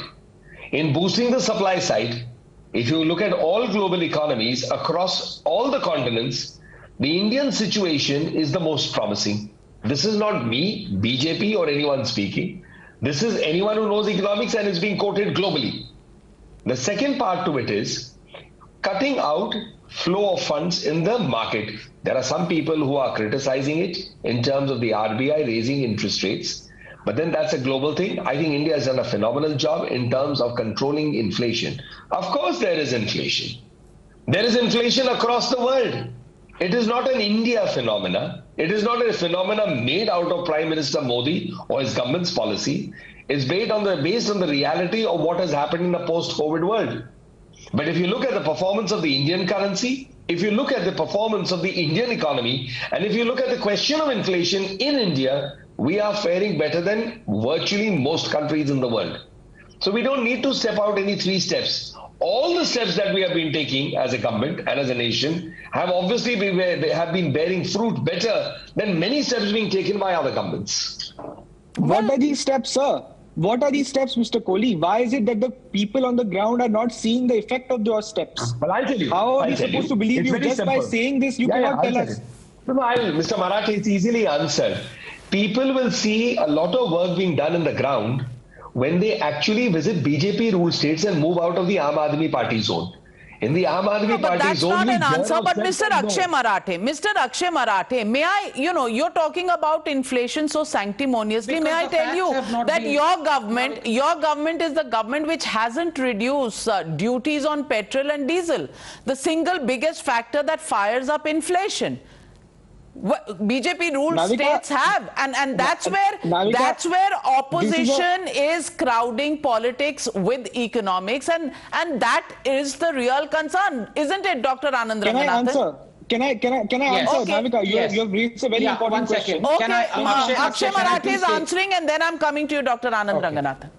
Okay. Navika, this is exactly why the Arvind Kejriwal model of governance says that for the basic necessities of people, whether it's electricity, water, education, health, we should provide them free of cost to all the people in our state. And that is what we are doing in Delhi. That is what we are now doing in Punjab.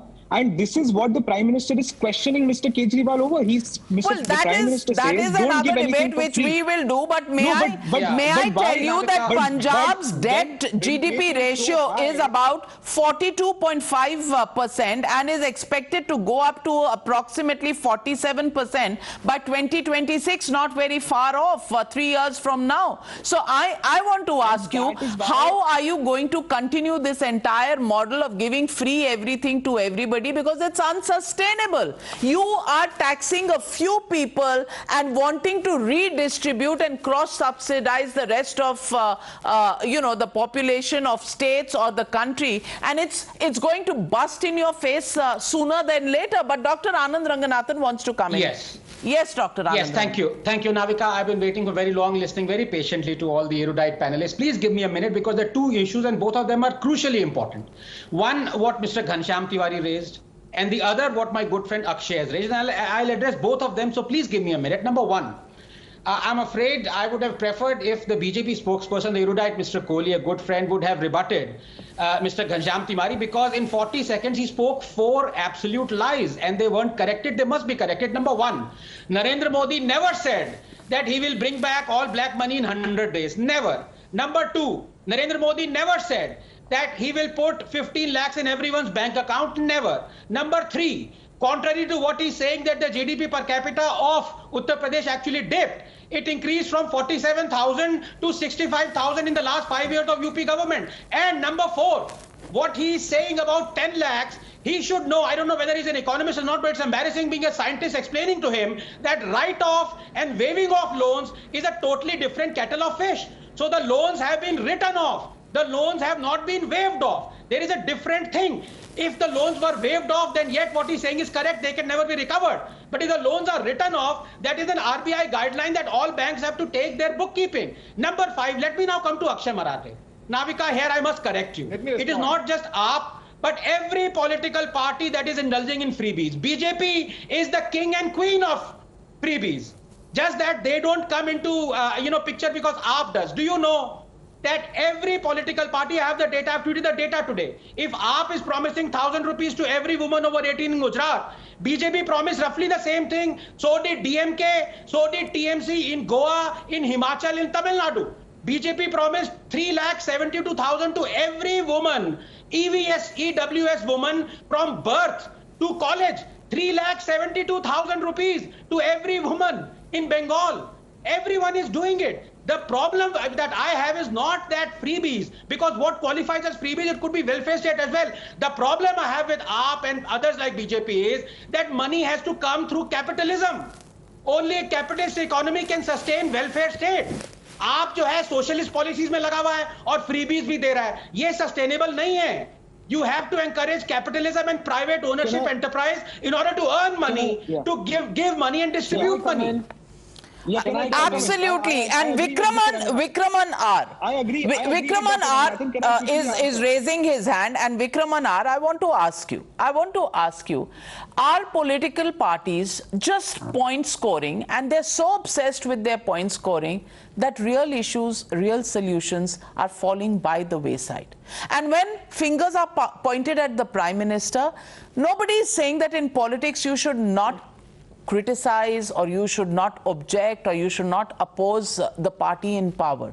The question is, when you oppose, will you at least see the issues on which the opposition is happening? For example, the writing off of loans is merely a provisioning that is done in the account books, because earlier loans were being given, not being provided for on balance sheets, and as a result they were not even on the account books. It was a swimming figure somewhere else, not provided for by banks, and that's where the RBI has come in and said that if loans have not come in for, let's say, 3 quarters, 4 quarters, whatever their definition is, then please provide them as a loan written off, but banks have to go after those people and try and get back. That's point number one. And point number two, there is a welfare state, argument that is being talked of. Of course, welfare state is required for the poor and the needy people in this country.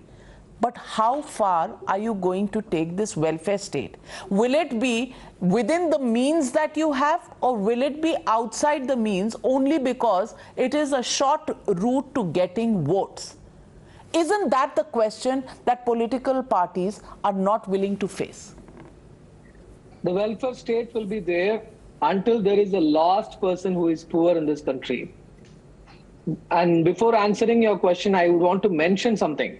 Tamil Nadu's GSDP at constant prices registered a growth of 1.4% in 2020 and 21. In comparison, national GDP, it registered a negative growth rate of 6.6% in 2020 and 2021.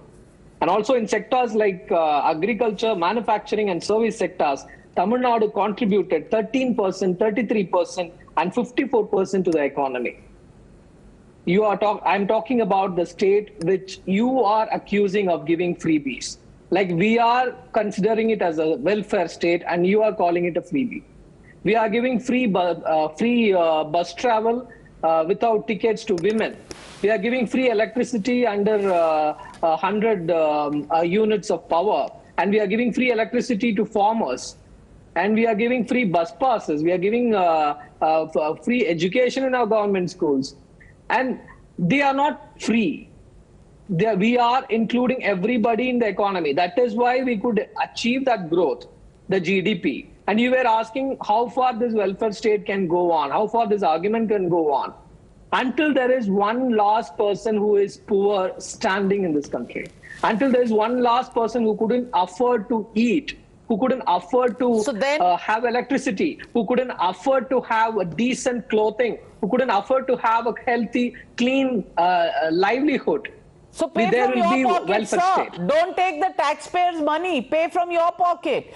What are you doing? You're just going on increasing tax rates. You're just going on increasing duties on petrol and things like that. And you're paying to the poor people because that's the way you think you're going to win your elections. And that is the economics that is being questioned. But once again, the entire issue comes back to the basic point. When you say what you are doing is a welfare measure, you are doing this and it is something that people of this country need, then why, Kapil Madan, is the Congress party calling the Prime Minister, who's also running a welfare state and welfare policies, why is he being called a man with kale karname? So let me first respond to the charge that you made, Navika, that the price rise protest was an attempt to deflect. Now, let me just remind you when Mr. Modi came to power and in 2014, what was his promises? When the cylinder was being sold at 400 rupees, Mr. Modi said, and in fact BJP and their minister protested by saying, oh, there is a price rise, oh, these are bure din or achhe din, they promise achhe din. And when the price of the same cylinder is 1,000, and if the opposition is protesting, now you are calling them as someone who is doing a black magic. I mean, this is absurd logic. I mean, I don't know from where do they get these ideas, who's giving them these kind of inputs to talk about. Now, coming back to what my learned friend Anand said. Now, Anand has raised 5-6 issues and he has blamed BJP is not able to do this because of Congress. So I just want to ask Anand here, Mr. Modi promised that every Indian will have home by 2022. Is this the Congress responsible because Mr. Modi is unable to fulfill this promise? Mr. Modi promised that farmers' income will get doubled by 2022. Is it Congress' fault that Mr. Modi is unable to fulfill this promise? Mr. Modi promised that India will have bullet trains by 2022. Is this Congress' mistake that Mr. Modi is unable to fulfill this promise? So what Congress is trying to do, Congress is trying to show Mr. Modi that he is making promises and he is not able to deliver the promises, and all these kind of gimmicks of black magic, etc., is a tactic to deflect the attention of the people from the issues that matters to them. Well, so Nalin Kohli, are you deflecting? Are you deflecting attention of people by raising the term of black magic? That's the charge against you. I think the Prime Minister, Narendra Modi ji, has used the event to, I think, hit out at the mindset of the opposition. This is not about black magic in the real sense or in terms of what clothes. It is about the joke or the mockery that they are making of the system. Certainly an opposition party has the right to protest. Certainly, in a vibrant democracy, we expect the opposition party to add to the democratic process. But they can do so if they follow the norms of democracy. So now you have a situation, Navika ji, where the satyagraha in the name of price rise has to do with the ED raids or questioning with Sonia Gandhi ji and Rahul Gandhi ji. On that till date, we haven't got a straight answer. If there is an allegation against somebody, the easiest thing is you say, okay, this is the allegation. This is my papers. Let me show how right I am. But barring that, everything else has been spoken. Democracy in danger, emergency-like situation, ED and others harassing us. That's what it is. So they are manufacturing an agenda against the central government or the government of Modi. That's it. And they're questioning the BJP. Well, ladies and gentlemen, have real issues fallen by the wayside? Is it the mindset that the Prime Minister is questioning? And especially if the opposition is so worried about price rise, why did they walk out of Parliament when that matter was being debated? It's a question that needs to be answered. Thank you very much to my panelists for joining me on debate number 1. On the other side, the big freebie debate. Should India do away with poll freebies? The debate on that is raging not just in political circles but also in the legal corridors of the country. The Supreme Court today observed that promising and distribution of freebies by political parties during poll season is a serious issue as the economy is losing money due to this. The top court asks for a policy to be drafted on what's acceptable and what's not acceptable, and asked the centre to draft rules for the same. Even as the court hears the case, a fierce face-off has broken out between the centre and the Delhi government. Arvind Kejriwal launched a scathing attack on the centre and asked where all taxpayers' money was going. Listen in to Kejriwal's charge. केंद्र सरकार के पास अपने केंद्र के कर्मचारियों का वेतन बढ़ाने के लिए भी पैसा नहीं बचा। प्रश्न उठता है, ये सारा पैसा केंद्र सरकार का गया कहाँ?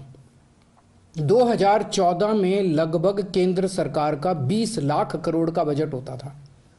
आज केंद्र सरकार का लगभग 40 लाख करोड़ का बजट है, तो ये सारा पैसा जा कहाँ रहा है?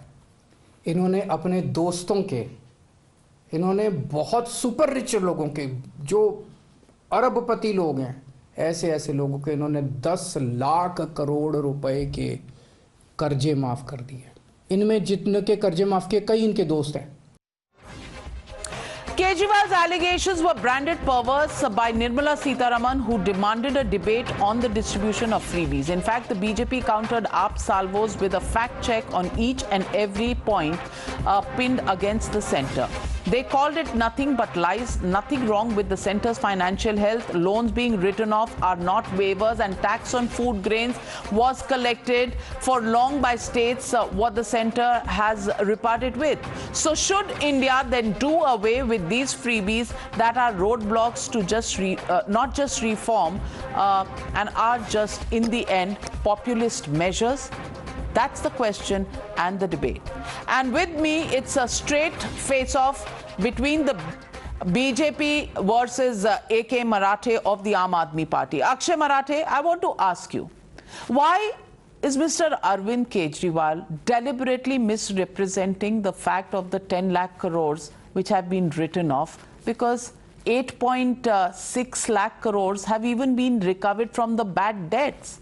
Is this deliberate to try and create a situation where there would be some amount of panic or to show the government down? Number one. Number two, the question is also about the fact that you insist that you want to carry on with freebies because they are quote unquote good for the people of the state where you are in. May I ask you, as an economist, you would know that there is no free lunch. That's what Mr. Milton Friedman, the great economist, said. You've got to pay for it sooner or later, in a hidden manner or explicitly. So, do you really think, going forward, a country that needs economic reform should be talking and canvassing and campaigning for freebies? Navika, you have asked several questions. Allow me to answer them one by one. Point number one is about the 10 lakh crore rupee loan write-off that Mr. Arvind Kejriwal has been asking the central government to explain why it has not recovered those loans from their friends. Now, the central government might say that, oh, these are write-offs, which means that they have not been waived, but they will eventually be recovered. I want to ask Mr. Kohli to give us a date today on national television, by which date, in which month, in which year, will 10 lakh crore rupees that the central government has admitted that it has written off, will they be recovered, and will they be re-infused into the economy as fresh capital for our economic development? Number one. Number two, now when you say that freebies are not good because, as Milton Friedman said, that there are no free lunches, why is this question not applicable to the 10 lakh crore rupees beneficiaries which Mr. Modi has given out these loans to. Is that question not applicable to them? Why is it that they are able to get these free lunches from the BJP government just because they are their friends, but the 130 crore, citizens of this country are not entitled to, benefits and services in return for the taxes that they are paying to their government? Navika, let me just give you an example. I was studying in Harvard University for 2 years. And in this country, in the USA, every single child is entitled to free education up to class 12. And this happened about 50 or 60 years ago. And on the basis of this foundation of free and high quality education, the United States today has become a superpower. It is the same in all the advanced countries of the world, that basic services that all citizens need to prosper, to build themselves up, to empower themselves and build a future for themselves are given free and of high quality by the governments of those countries. But the BJP and the Prime Minister, I know Nalin Kohli will say, that we also take freebies, but the Prime Minister has repeatedly, for the last 1 month, questioned the delivery of services for free, saying that we are going to turn into Venezuela and Sri Lanka.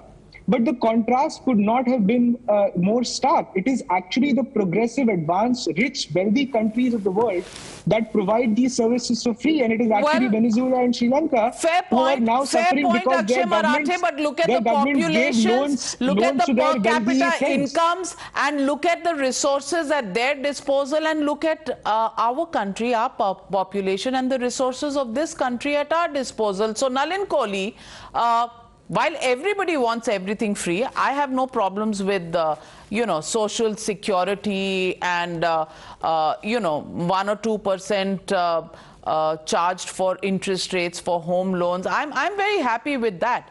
But is that affordable? Is that something that this country can actually afford at this moment? So there are 3 parts to my answer, Navika ji. The first will be the serious part. The second will be answering to the Harvard and USA example. And the third will be to the Aam Aadmi Party and what I find is their theatrics.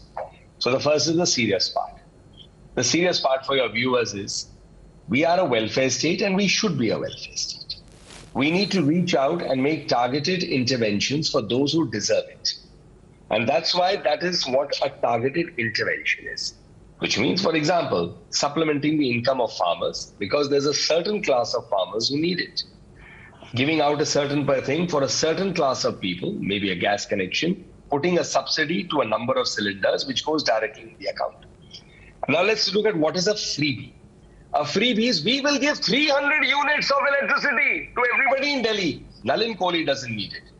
And probably 1 million other people don't need it, but you give it to everybody with no logic. That's a freebie because that is to win an election. It's an announcement with no homework. It's an announcement to win an election and somebody else will solve the problem. There are enough people who will say you don't mortgage the future of your children and your grandchildren for the sake of your presence.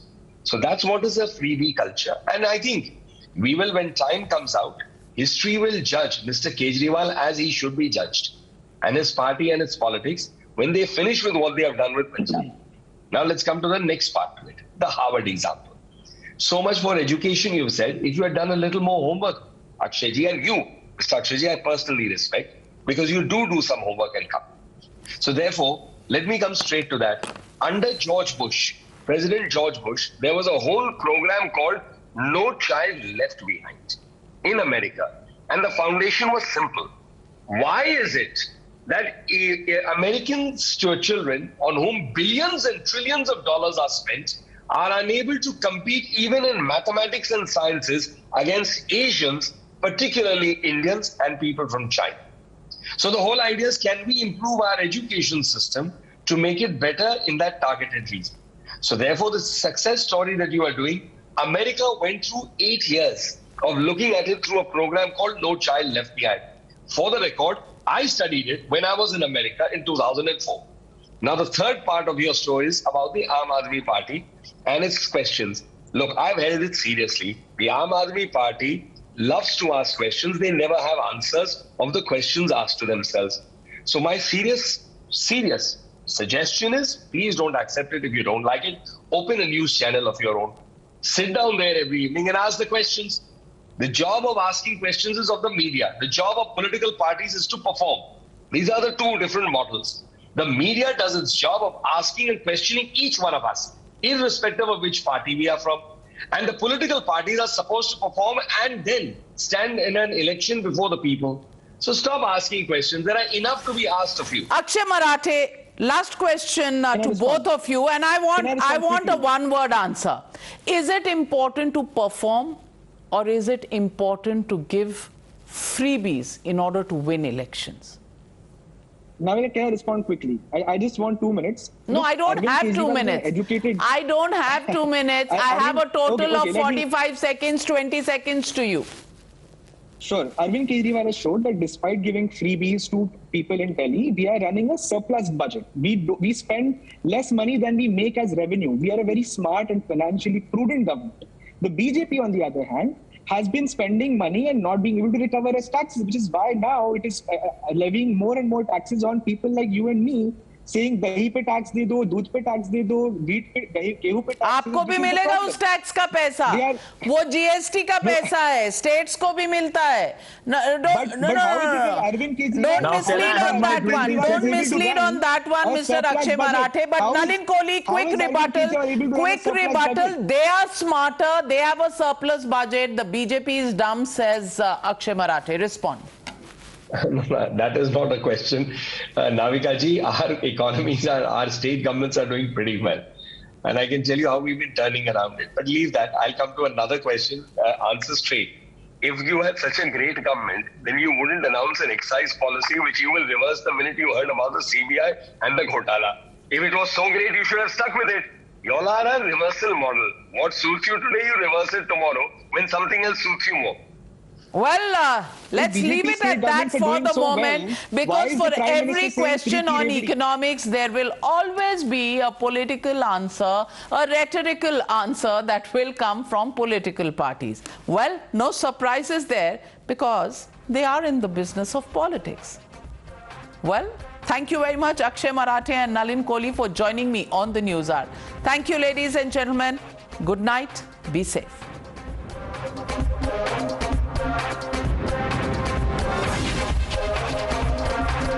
You were watching the News Hour at 9. Stay tuned.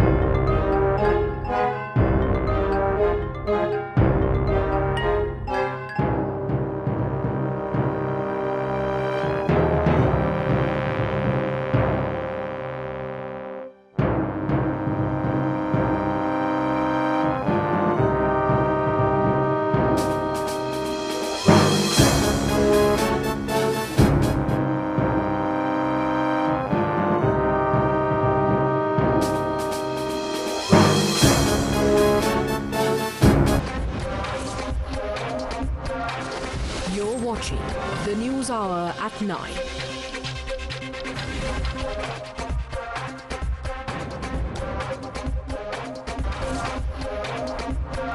You were watching the News Hour at 9.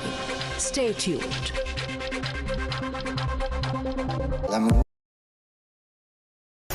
The most pressing issues, the most informed minds, free and fair exchange. Converse India with Rahul Shivshankar. There will have to be bilateral agreement with whoever we want. There's too much of politics involved for there to be a regional trade agreement in South Asia.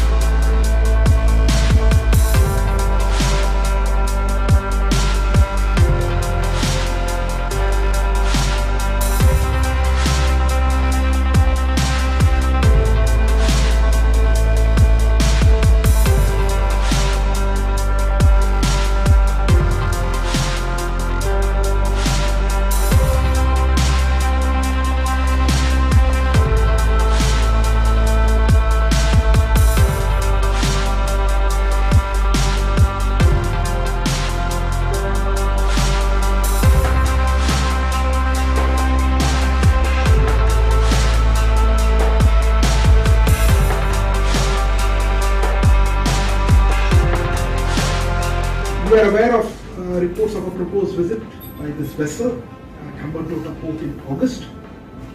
Let me just say the government carefully monitors any development having a bearing on India's security and economic interests and takes all necessary measures to safeguard them.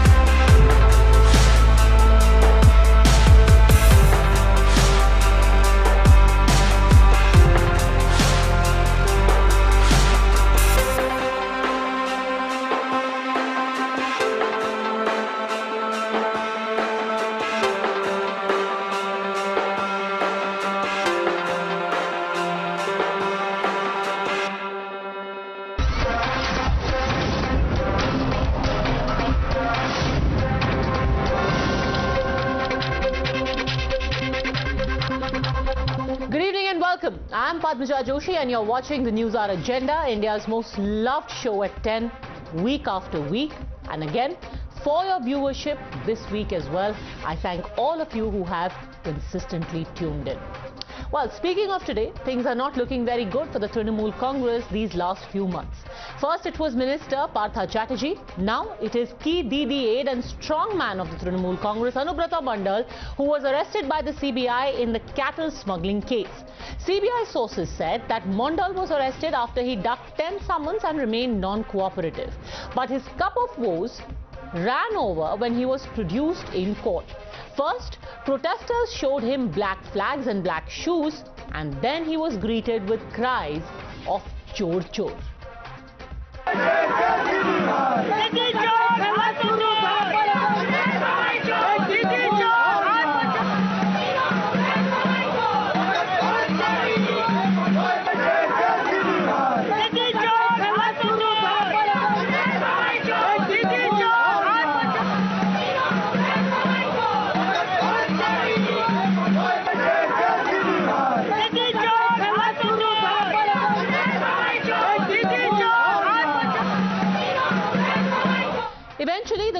send Mondal to 10 days of CBI custody. In the morning, there was high drama when the agency reached the house of the Trinamool Congress leader. Sources say that for several hours, Mondal locked himself inside a room and refused to even sign his arrest memo. Eventually, his local security was sent away and paramilitary forces surrounded his house. Eventually, that is when he was taken in. The agency says that Mondal is one of the main accused who was instrumental in organizing and patronizing cattle smuggling across the border into West Bengal from Bangladesh. He is alleged to have collected huge amounts of money from other accused to give them protection and patronage from the state administration. Their main contention is that what they have stated in their application is that they are questioning me, but I am not answering them. Their charges was that my bodyguard did some wrong taking my name. It is their main charge, and they are stating that I am not answering their question, which I am not supposed to by the protection given to me by the statute itself. Now remember, Mondal is the fourth key accused to be arrested in the Bengal cattle smuggling case. Inamul Haq, the mastermind, is the person who was arrested first, followed by Saigal Hussain, Mondal's bodyguard, Suresh Kumar, former BSF commandant. They have all been arrested earlier. This case, just to refresh your memory, relates to illegal smuggling of cattle heads from across the border in Bangladesh. Call details of Mondal's bodyguard showed that he was in direct touch with cattle smugglers. Probe agencies have found that Hussain, that is the bodyguard, moved money from cattle smugglers to Anubrata Mondal. He is also alleged to have amassed properties worth 4 crores and 49 property deeds have been recovered from his possession. Now, with multiple TMC leaders either arrested or under a cloud for various corruption charges in different cases, all of the TMC's opponents have sharpened their claws. But is the TMC now under even more pressure than ever before on the question of probity? You're watching the News Hour at 10, debate number 1 on Times Now, Super Prime Time. All right, joining us now on the debate, we have Dr. Aparajita Sarangi, member and national spokesperson of the BJP, Shishir Bajoria, spokesperson of the BJP in Bengal, Riju Datta, spokesperson of the Trinamool Congress, will be joined by Anirban Banerjee, political analyst, in just a while. Let me start by asking you, Riju Datta, surely you have seen, this is not just about political rivalry. Earlier, it was Partha Chatterjee who had a woman throw a slipper at him. Today, it is Anubrata Mondal who has similarly faced a black flag and shoe protest. Yeah, so first of all, I just want to make very clear what my party stand is. My party stand is very clear that if anybody is proven to be linked with any sort of corruption, we have zero tolerance for it and the party distances itself from that. But similarly saying that, and I'm not going to justify corruption with corruption, but law cannot be one-sided, neither it can be selectively blind. If the ED and CBI for investigation is arresting Trinamool leaders, let the law take its course and the judiciary take its course. But on the other hand, the Neta Pratipaksha of Bengal, Shubhendu Adhikari, mentioned in the ED CBI charge sheet, accused by the primary... Mr. Datta, if I may very respectfully stop you there, if I may very respectfully stop you, we keep going into this whataboutery. Again and again in these cases, and to say that we are distancing ourselves is not enough. Because Anubrata Mondal continues to be in your party, right? It's not like he has been expelled. How can you distance yourself from a man who is in your party? And this investigation has gone on since 2020. After that, not only has your party continued to defend him, he was seen in the car with the Chief Minister herself. There was literally no distance. He was in her car. First of all, there was a misunderstanding. Probably you didn't hear me right. He was arrested today morning. So we have a procedure in a party unlike other parties. Secondly, let me remind your viewers that the current Home Minister of the country was also once investigated by a central agency, and then after several, health-related issues and everything, he got a clean sheet from the Supreme Court. So let the court take its time. We are not distancing ourselves from Anubrata Mondal. Let the senior leadership of the party take a call on it. He has been arrested today morning. He was called before by issuing a Section 160 notice as a witness. Then suddenly he became an accused and the CBI arrested. My question here is this: the central agencies can do whatever they want, but they cannot be selectively blind. Why Shivraj Chauhan still the chief minister? Why Hemanta Biswa Sarma is still in Assam the chief minister, accused in the Sharoda scam? Okay, it's not so let me first understand, because you say that we are distancing ourselves, and then you also said that he is innocent until proven guilty. In your eyes, or in the eyes of your party, is Mr. Mondal, like Mr. Partha Chatterjee, innocent or guilty? Or at least tainted? Chalo, he cannot be guilty because it's under investigation. Is he at least tainted? Two things I will tell you. Even in the case of Mr. Partha Chatterjee, when within 1 week the chief minister took a call of removing him from the cabinet and my national general secretary removed him from the party, we always said then also that the case is sub judice. Until proven guilty, we cannot call him guilty, but we are giving the benefit of doubt to the people of Bengal who have elected us. So similarly, let the High Command judge it. He was arrested today morning. When the High Command takes a decision, I'm sure I will come on your debate again and explain the issue. So you're still giving him benefit of doubt. Aparajita Sarangi, yes. Benefit of doubt. Partha Chatterjee eventually was removed, right? Maybe Anubrata Mondal will be removed as well, but for the time being, benefit of doubt. Aparajita Sarangi. Very good evening. Yet another skeleton in the cupboard of TMC. Now, there are two reasons why this person, Anubrata Mondal, has been arrested. Number one, there is substantial evidence against him in the case of cattle smuggling. CBI is convinced that things had been happening like this for quite some time, and huge amounts of money have been accumulated by this gentleman and his associates in the process. And number two reason for his arrest is he did not respond positively to 10 consecutive summons of CBI. Now the fact is, if I am innocent, if I have nothing to hide, I have done nothing wrong, then on the first call I will go to the CBI or before any other investigative agency. The very fact that he did not want to face the CBI meant that he had something to hide in his cupboard. So now, the thing is, it has become a fashion with opposition parties like TMC to level charges. Let's quickly take a point-by-point rebuttal. Riju Datta, why skip 10 summons if you have nothing to hide? We are talking only on facts, and we will go through the facts of this case, no whataboutery.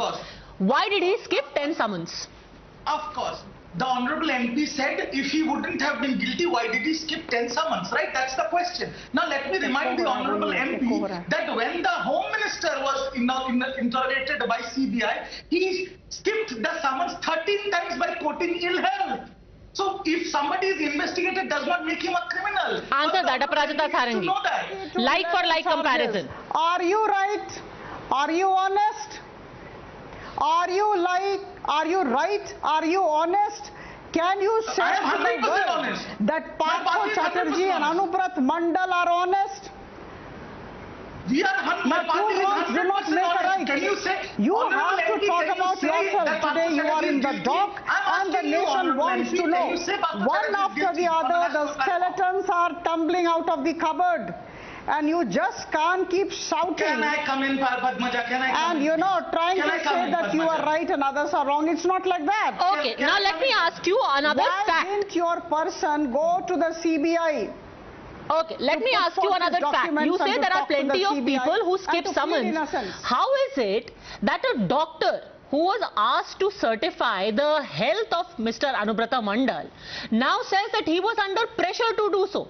Eventually there was a medical board that was formed, and it said he has no need to be admitted. Why was he faking illness? Okay, fine. Other people have also skipped summons. He also skipped summons 10 times. Right. Why was he faking illness? Same thing was done by Partha Chatterjee from SSKM hospital. He was taken to AIMS Bhubaneswar, which said, sorry, he doesn't need to be admitted. Same tactic. was tried by your leader Anubrata Mondal as well. Why is he faking an illness? Did you hear what I said, what my answer was the last time? The Home Minister also gave 13 reasons, 13 times he said ill health, and he was also investigated. So I am not the spokesperson for Anubrata Mondal or Partha Chatterjee. But he is in your party. You are the spokesperson for Trinamool Congress, which has still not expelled him. The thing is, Congress, I am not the advocate of Anubrata Mondal or Partha Chatterjee. I am the spokesperson of Trinamool Congress. But he is still a Trinamool Congress member. Hence, by that association, you will have to speak for your party and why it continues to associate with Anubrata Mondal. Yes, because he was arrested today morning, unlike BJP. But this is not the first time, Mr. Datta. This is not the first time. Here is how... Oh, hold on a second. So let me, before I bring in Shishir Bajoria, simply ask you this. Would it be possible for a politician to try and game the system like this unless he was a member of the party in power? And the reason I mention it, we've seen it happening in just the last 1 month with Partha Chatterjee. We are again seeing it happen with Anubrata Mondal. Do you think that a doctor could be forced to give a fitness certificate unless it was a man who is in power? People are scared. Right. Now, can I just give me the courtesy of time to raise two quick points? Yes, go on. First point. Same thing, no water, same comparison. Ajay Mishra Teni, still in the Union Cabinet, his son was behind bars, released on bail before the election. Ajay Mishra Teni is not an accused. You are making an apples to oranges comparison. Ashish Mishra is an accused, and not only is Ashish Mishra behind bars, his bail was cancelled, sir. His bail was cancelled. His father is MOS home, and yet his bail was cancelled. So it's an apples to oranges comparison. Now come back to Anubrata Mondal. Why was a doctor pressured? Before that I answer, one question I have to ask. Just one question. This entire debate that we are having is because Anubrata Mondal was arrested by CBI on... Please hear me out. Don't be restless, madam. I am here to answer your question. I am saying the entire debate is about CBI arresting Anubrata Mondal on charges of cattle smuggling. My question to the national viewers of Times Now, such an elaborate channel, is a cattle a cockroach that flies away? No. Cattle goes through border is guarded by BSF comes under Home Ministry. So why is the Home Minister not being called here? Why is the BSF top leadership not being called? It's a Home Minister scam. Go and ask them. It reeks of political vendetta. So let me gently remind you that is the reason why the jurisdiction of the BSF was increased in West Bengal and Assam and in other border states because of this very precise reason, that there was a problem in containing it, and you protested then as well when the BSF's jurisdiction was increased. But you have to understand why he contested, because BSF demanded 50 kilometers land, so effectively... But you are demanding accountability from them. By the way, this kind of scam happened before the jurisdiction was increased.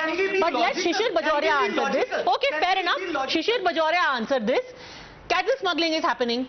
You are arresting Anubrata Mondal. What about the people who allowed it to happen, who report to your Home Ministry at the centre? Very simple. Riju Datta knows it very well, that what he is trying to say. He knows it, and I'm challenging him. He knows it. When the cattle arrive at the village, and at night the villagers cannot even stay at home, there's a stampede. And when this 50 kilometers was made, you know what the Chief Minister said? The Chief Minister told the local police, you will not cooperate with BSF. This is what the Chief Minister said. Riju Babu, if you deny, say so. Chief Minister said you will not cooperate. Now let me come to Anubrata Mondal. It's not just cattle smuggling. This gentleman said, police ko bum maro. Police ko bum maro. It is all on record. This gentleman said, yes, I have committed murders. This gentleman's own personal bodyguard, a constable of West Bengal Police, was found with 100 crores cash and property. A constable of West Bengal Police, only this man's bodyguard. Can you imagine what is the worth of this man? Can I ask now point by point? And this man, when he threatened BJP, you know what he said? He said, do you recognize, I have to use 2 words in Bangla. Lalche kalo. What do you mean? Blood which has become reddish black, that means a dead man's blood. I will remind you this. Riju Datta, this is your leader. And a great virtue Trinamool makes about their party. First you get caught, then we'll expel you from the party, and then we'll say, okay, rebut it. Riju Datta, yes. And by the way, it's not just about resisting the BSF jurisdiction. To answer your question, the Enforcement Directorate has arrested BSF officer who was involved in the cattle smuggling case. So is there corruption there low level? Yes, there is. But is there corruption also in your ranks? According to the CBI, yes, there is. Now, this man has been arrested. Nobody owes him any favors. This BSF ex-commandant has been arrested for being a part of the same racket in which your leader is involved. Now, Riju Datta. Thank you. Now answer it. The corruption is not at the lower level. The corruption is at the highest level where the BSF answers. Number 1 point. Number 2, when you say about the land, please don't interrupt me. When you say about the land, 50 kilometers land, it was BJP's ploy to start army rule in Bengal, because if you give 50 kilometers of land, the BSF would have encroached into Bengal. Now, Shishir Babu, let me answer, please. Do you know what it means? Don't come up with all this. What are you talking about? What are you talking? Even if there's a simple death in one of the 50 kilometers, it goes to the local police. Don't you know this? What are you talking army rule? Okay, let me very gently step in at this point and say, sir, there is no such thing, Mr. Datta, as army rule, because the army in our country, unlike Pakistan, cannot rule anything. It reports to the government. And you yourself said just 3 months ago, when the Agnipath protests were happening, that we hold the army in the highest regard. So please don't politicize that army right now and call it army rule. Go on, finish your point. Riju Datta. Yes. Now Shishir Babu very cleverly mentioned here that it is on record that Anubrata Mondal said, I'll bomb the police or whatnot. Shishir Babu, I ask you, you're a politician from Bengal. Is it not true? Dilip Ghosh said, I will make the police lick my boots. Is it not true? Why are we going off on tangents, Riju Datta? Let's please stick to the facts of the case. I am not going to get into whataboutery, because this is what happens. Every time a scam is unearthed, the famous straw man argument of, oh, you know, this is Enforcement Directorate because it is the election department of the BJP. No, my friend, there is a scam that has happened. And I will ask you this question with facts now. All right. Enforcement Directorate, CBI, all of them are weapons of the BJP. So answer me this, Anirban Banerjee. If this whole thing is trumped up, how is it that this man called Saigal Hussain, who is a bodyguard of Trinamool Congress leader Anubrata Mondal, happened to have 49 properties? Did the BJP buy him property and give it to him and say, listen, Saigal Hussain, please take these 49 properties. The deeds were found. This man is a constable, a bodyguard, and he was in possession of deeds of 49 properties. And I'm not saying this. This is in the charge sheet of the CBI. You knew about this charge sheet of the CBI. You knew about these property deeds, and you're still saying he's just been arrested, so we're going to take a call on his innocence or guilt. This charge sheet was filed long ago.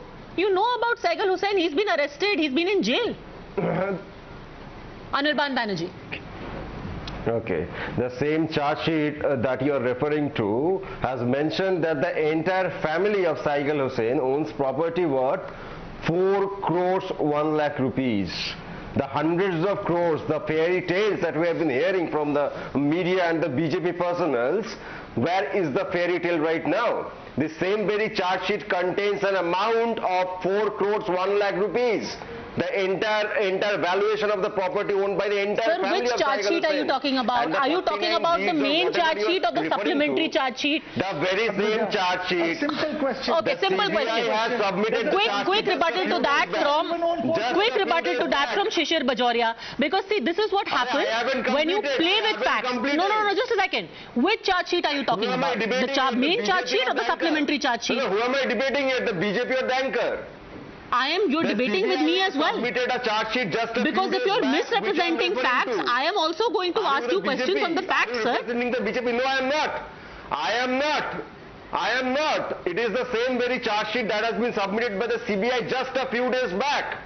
They have mentioned categorically the entire family of Saigul Hussain owns properties worth 4 crores 1 lakh rupees. It has been widely reported in all the major newspapers in Kolkata. You're wrong. I will let Shishir Bajoria quickly respond to your fairy tale charge, and then I will give you the facts of that. Shishir Bajoria, respond to that. It's a fairy tale. This entire property bogey that you are whipping up, it's a fairy tale. Anirban Babu, you mentioned the figure of 4 crores some lakhs. I am not moving away from my 100 crore figure. I am not moving away.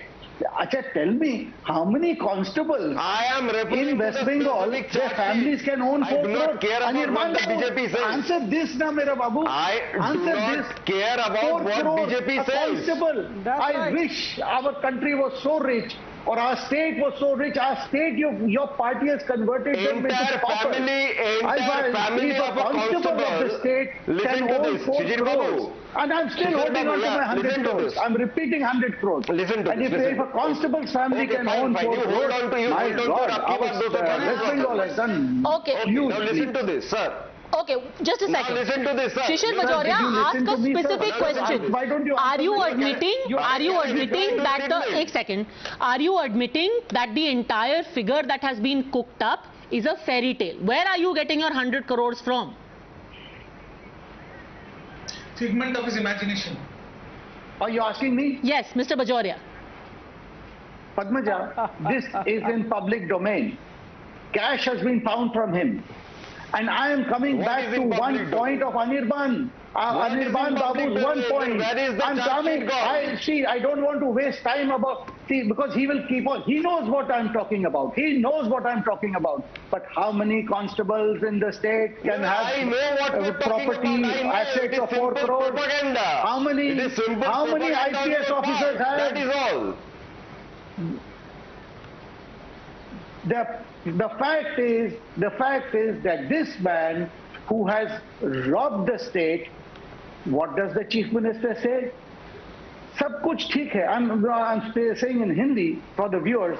Sab kuch theek hai because party ka kaam acha karta. He's a good party worker. No, propaganda. This is the chief you can minister. reply to the charge which you have branded as propaganda. Please reply, Anirban Banerjee.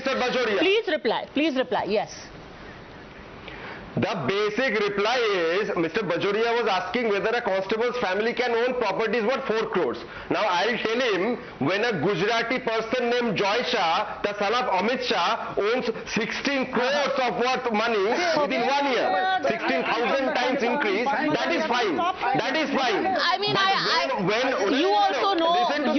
When a family of peasants. You also know that this is a very, very strange and completely ridiculous comparison that you are making. Any constable who was a bodyguard has got property worth crores, had got property deeds. Let's leave aside Saigul Hussain. All right, let's leave aside Saigul Hussain. Family. Let's leave aside Saigul Hussain. Entire family. You have not read the charge sheet in that case. I have, sir, I have. But because you are going to latch on to one thing and try and derail the debate, fine. Leave that aside. Do you know that in this, among the people, hold on a second, sir, let's again steer you back to facts. Anubrata Mondal is not the only one. His bodyguard Saigul Hussain is not the only one. You have Inamul Haq, a businessman who has also been arrested. Money and properties have been seized from him as well. Satish Kumar, who I just mentioned, who was then the commandant of the BSF. Fine, they want to go after the Trinamool Congress.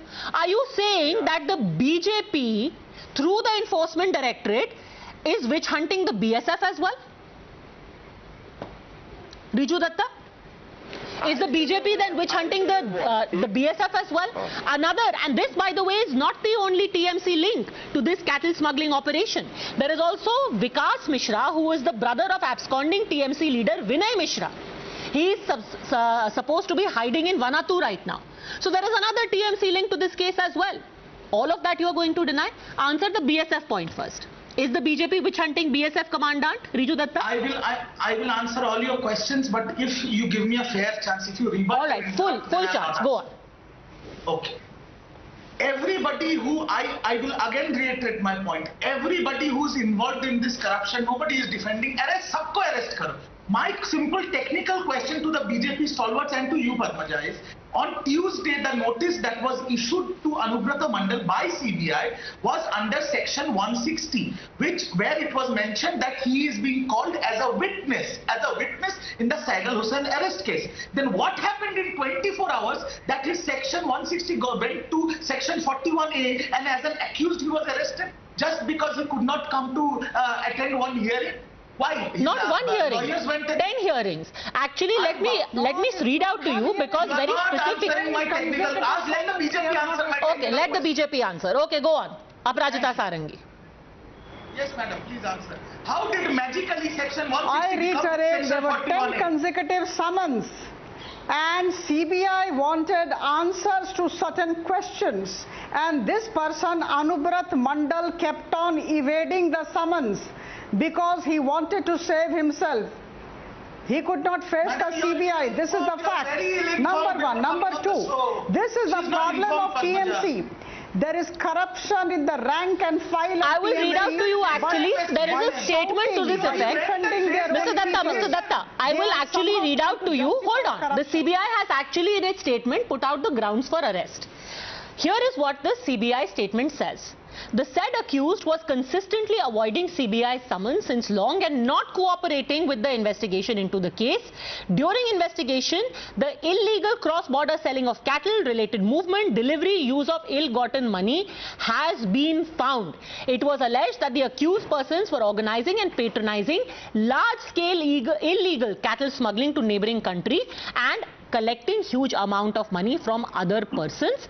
The reason why he had to be arrested because there was no scope for cooperation being offered by Mr. Mondal. Here is the CBI's official response. Yes, now I am telling you, if you remember Padmaja, when CBI called him, he went. He went not once but twice to the CBI headquarters in Calcutta, and after that he dodged 10 other summons. He tried to fake an illness and get admitted. I'm saying, when you are changing a section, you have to take judicial order. There was nothing followed from a witness who was made an accused and arrested. I'm not here to defend him. I am saying what the central agencies are doing at the beck and call of the BJP. You are standing in the dock and the nation is listening to you. No, I am saying what the central agencies are doing at the beck and call of BJP. The other skeletons they are maligning the protocol of law. Law cannot be blind and selective. Okay, Riju Datta, let me just understand this. We still haven't gotten an answer to how his bodyguard, how another associate of your party leader who is now on the run, how they have amassed property and money. Now we are arguing on the technicality of that usko 164 में बुलाया था तो 160 में तो बुलाया था तो arrest क्यों कर लिया. Can we at least get an answer to how people associated to your neta are getting property and money worth crores? Yes, of course, I'll give you an answer. Property and money was recovered from Arpita Mukherjee in Partha Chatterjee's. Yes. Property and money is recovered from Saigal Hussain. Yes. You are one of the most senior journalists of this country. In your office, if tomorrow somebody gets caught by the CBI and huge property gets unearthed, how will you know? How am I supposed to know what Arpita or Saigal has? Am I the official spokesperson of CBI? Am I the investigating agency? Well, to be fair, and I hope this never happens, and I'm pretty certain it will never happen because I do not have access to that kind of power. But if tomorrow, sir, my driver was to be caught with 4 crore rupees, it is safe to say the ED will pick me up. Because my driver is really, much as he is entrepreneurial, he will not be amassing 4 crore rupees in cash. So naturally the attention will turn to me. So to make an argument saying, I don't know how my driver, managed to get it and kept it in my house is not really going to cut it. But how he amassed that money, that can be only answered by the investigation agency. Just logically speaking, if you have a bodyguard and you are a powerful man and your bodyguard is, found with 49 houses, how do you think he got those 49 houses? How? Certainly not by running a, MSME. Let Anubrata Mondal, Partha Chatterjee, their lawyers and CBI answer. I am the spokesperson of Trinamool Congress. What Saigal Hussain has amassed, how am I supposed to answer that question? Okay. How are you supposed to answer, Shishir Bajoria? how Very simple. Anubrata Mondal's guard is doing Absolutely. business. There's no way my friend Riju Babu can answer this question. I have only one very small observation to make. The way he has argued about sections being changed, and he said it needs judicial approval, which to the best of my knowledge, no. But I'm not getting into the judicial part. But so tomorrow, are you saying that like in the case of Partho Babu, your party is not going to expel him? Or you are saying that he is part of the thing? Or tomorrow you will change your stand? You started the debate, Riju Babu, you started the debate about the virtues of your party, how your party has expelled people. After getting caught, after getting arrested, your party has to expel. They do. So tomorrow what will happen? Bata do na thoda sa pehle. And you can say it on the channel, then we will have the clarity. Ask Mr. Shah what he has given the order to CBI. Sirji, Anubrata Mondal is the subject. Sirji, Anubrata Mondal is the subject. And let me tell one thing on today's Times Now program. My big thanks to SSKM for not letting the hospital be used as the safe house of TMC netas. Okay, here is a plausible deniability that the TMC says it has with Anubrata Mondal, pretty much on the lines of what we had heard with Partha Chatterjee as well. Will it take some more time to finally take action, or is this entire sequence of events of one leader after another coming under the scanner going to reflect very poorly on the Trinamool Congress? Interesting times. Thanks very much, all gentlemen and Aprajita Sarangi, for joining me.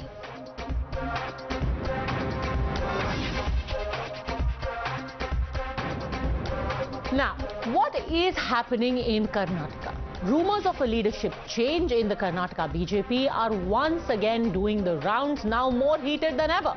This after the Karnataka Congress tweeted that the state will see a change in chief ministership under the BJP government. What fueled Congress's tweet is news clip of Minister Umesh Katti claiming that he too is in the race for the top job.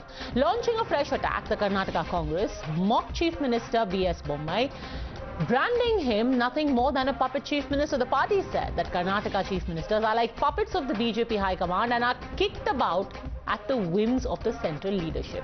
But after being provoked repeatedly by the Congress, which seems to be fishing in troubled waters, today Bommai broke his silence, hitting back at the Congress, dismissing speculation of any change and saying not only will he lead the BJP into elections, but also lead it after. Congress ಇದು ಮೊದಲನೇ ಸತಿ ಅಲ್ಲ tweet ಮಾಡೋದು. ಅವರೇನೋ ಅಂದ್ಕೊಂಡಿದ್ದಾರೆ, ಅವರ ಮನಸ್ಸಿನಲ್ಲಿ ಅತಂತ್ರ ಇದೆ, ಅದನ್ನು ರಾಜ್ಯ ತುಂಬ ಜನರ ಮನಸ್ಸಿನಲ್ಲಿ ಹರಡಬೇಕು ಅಂತಿದ್ದಾರೆ. ಆದರೆ ಜನ ಯಾರೂ ಕೂಡ ಅದನ್ನು ನಂಬೋದಿಲ್ಲ. ನಂಬರ್ ಒನ್, ನಂಬೋ ಸ್ಥಿತಿಯಲ್ಲೂ ಇಲ್ಲ. ಆದರೆ ಅದಕ್ಕಿಂತ ಹೆಚ್ಚಾಗಿ ನಾನು ಸ್ಥಿತಪ್ರಜ್ಞೆಯನಾಗಿದ್ದೇನೆ. ಯಾಕಂದರೆ ಸತ್ಯ ನನಗೆ ಗೊತ್ತಿದೆ. ಯಾವುದೇ ರೀತಿಯ ಈ ಮಾತುಗಳಿಗೆ ಆಧಾರ ಇಲ್ಲ. ಇದೊಂದು ರಾಜಕೀಯ ಪ್ರೇರಿತವಾಗಿರುವಂಥದ್ದು ಅನ್ನೋದು ನನಗೆ ಗೊತ್ತಿದೆ. ನಾನು ಸ್ಥಿತಪ್ರಜ್ಞನಾಗಿದ್ದೇನೆ. ಇದರಿಂದ ನನ್ನ ಒಂದು ನಿರ್ಣಯಗಳು ಇನ್ನಷ್ಟು ಗಟ್ಟಿಯಾಗ್ತದೆ. Let's now listen in to what the Karnataka Pradesh Congress Committee President D.K. Shivkumar said when questioned about the BJP's assertion that talks of any change is nothing more than rumours that are being actively spread by the Congress. BJP ಅವರು ಹೇಳ್ತಾ ಇದ್ದಾರಪ್ಪ, ನಾನೇನು ಹೇಳ್ತೇನೆ. BJP ಹೇಳೋದನ್ನ ನಾವು ಅದನ್ನು ಪಿಕ್ ಮಾಡಿದ್ದೀವಿ. BJPಯ ನಾಯಕರುಗಳು, ಮಾಜಿ ಶಾಸಕರು, ಮಾಜಿ ಮಂತ್ರಿಗಳು ಅವರೇ CM ಬದಲಾವಣೆ ಬಗ್ಗೆ ಮಾತಾಡ್ತಾ ಇದ್ದಾರೆ. ಅವ್ರು ಹೇಳೋದನ್ನ ನಾವು ಅವರು ಕೊಟ್ಟಂತ ಆಹಾರನ, ಅವ್ರು ಕೊಟ್ಟಂತ ಮಾಹಿತಿನ ನಮ್ಮಲ್ಲಿ ಚರ್ಚೆ ಆಗ್ತಾ ಇದೆ. ನೀವು ಚರ್ಚೆ ಮಾಡ್ತೀವಿ. You're watching the News Hour at 10, debate number 2 on Times Now, Super Prime Time. So what really is going on? Is there trouble in the BJP's paradise, or is the Congress trying to create some? Let me go straight across to Mohan Krishna, spokesperson of the BJP, Brijesh Karappa, senior advocate. And my first question is to you, Tehseen Poonawalla. Where did this entire thing begin? Mr. Bommai is saying, I'm okay. B.S. Yadurappa is saying he's okay. Everyone in the BJP is saying they are okay. But you are insisting that something is going to happen. Where did you get this from? Padmaja, whether something happens in the short term or it happens when the assembly elections here, one thing is absolutely certain: the 40% commission Sarkar is out of Karnataka, never to return back to the state of Karnataka. And of course, Yedurappa ji will defend Mr. Bommai. He's his prodigy. Of course, Mr. Bommai is also a dynast. That's another matter of the hypocrisy. But he will defend him. But that doesn't matter. The BJP in Karnataka is a divided house. Everyone's vying for the post of, trying to vie for the post of temporary chief minister. How is it divided? The strongest person there in the BJP, B.S. Yedurappa, has said that Mr. Bommai is going to continue to be the chief minister before and after the elections. What is the divide? That's because Mr. Yedurappa has no choice but to defend Mr. Bommai, because Mr. Yedurappa installed Mr. Bommai. But nobody else has spoken up for Mr. Bommai. Have any of his contemporaries? Mr. Yedurappa is already in semi-retirement, spoken up saying that he'll continue to be chief minister. And why are they fighting for the seat now? Because they know when the assembly elections come, BJP is not going to come into power in Karnataka. So they're trying to be temporary chief ministers, the night watchman. On the other hand, if they knew that BJP is not going to come to power, why would they want to take it on them? They would want Mr. Bommai to be there to blame it on him, right?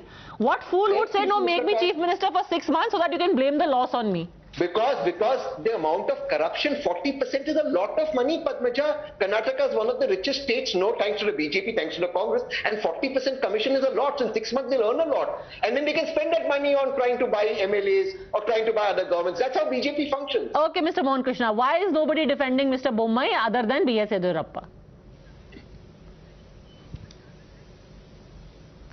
Padmaja, the dustbin narrative of Congress, I call it as dustbin narrative, is absolutely showing their strength.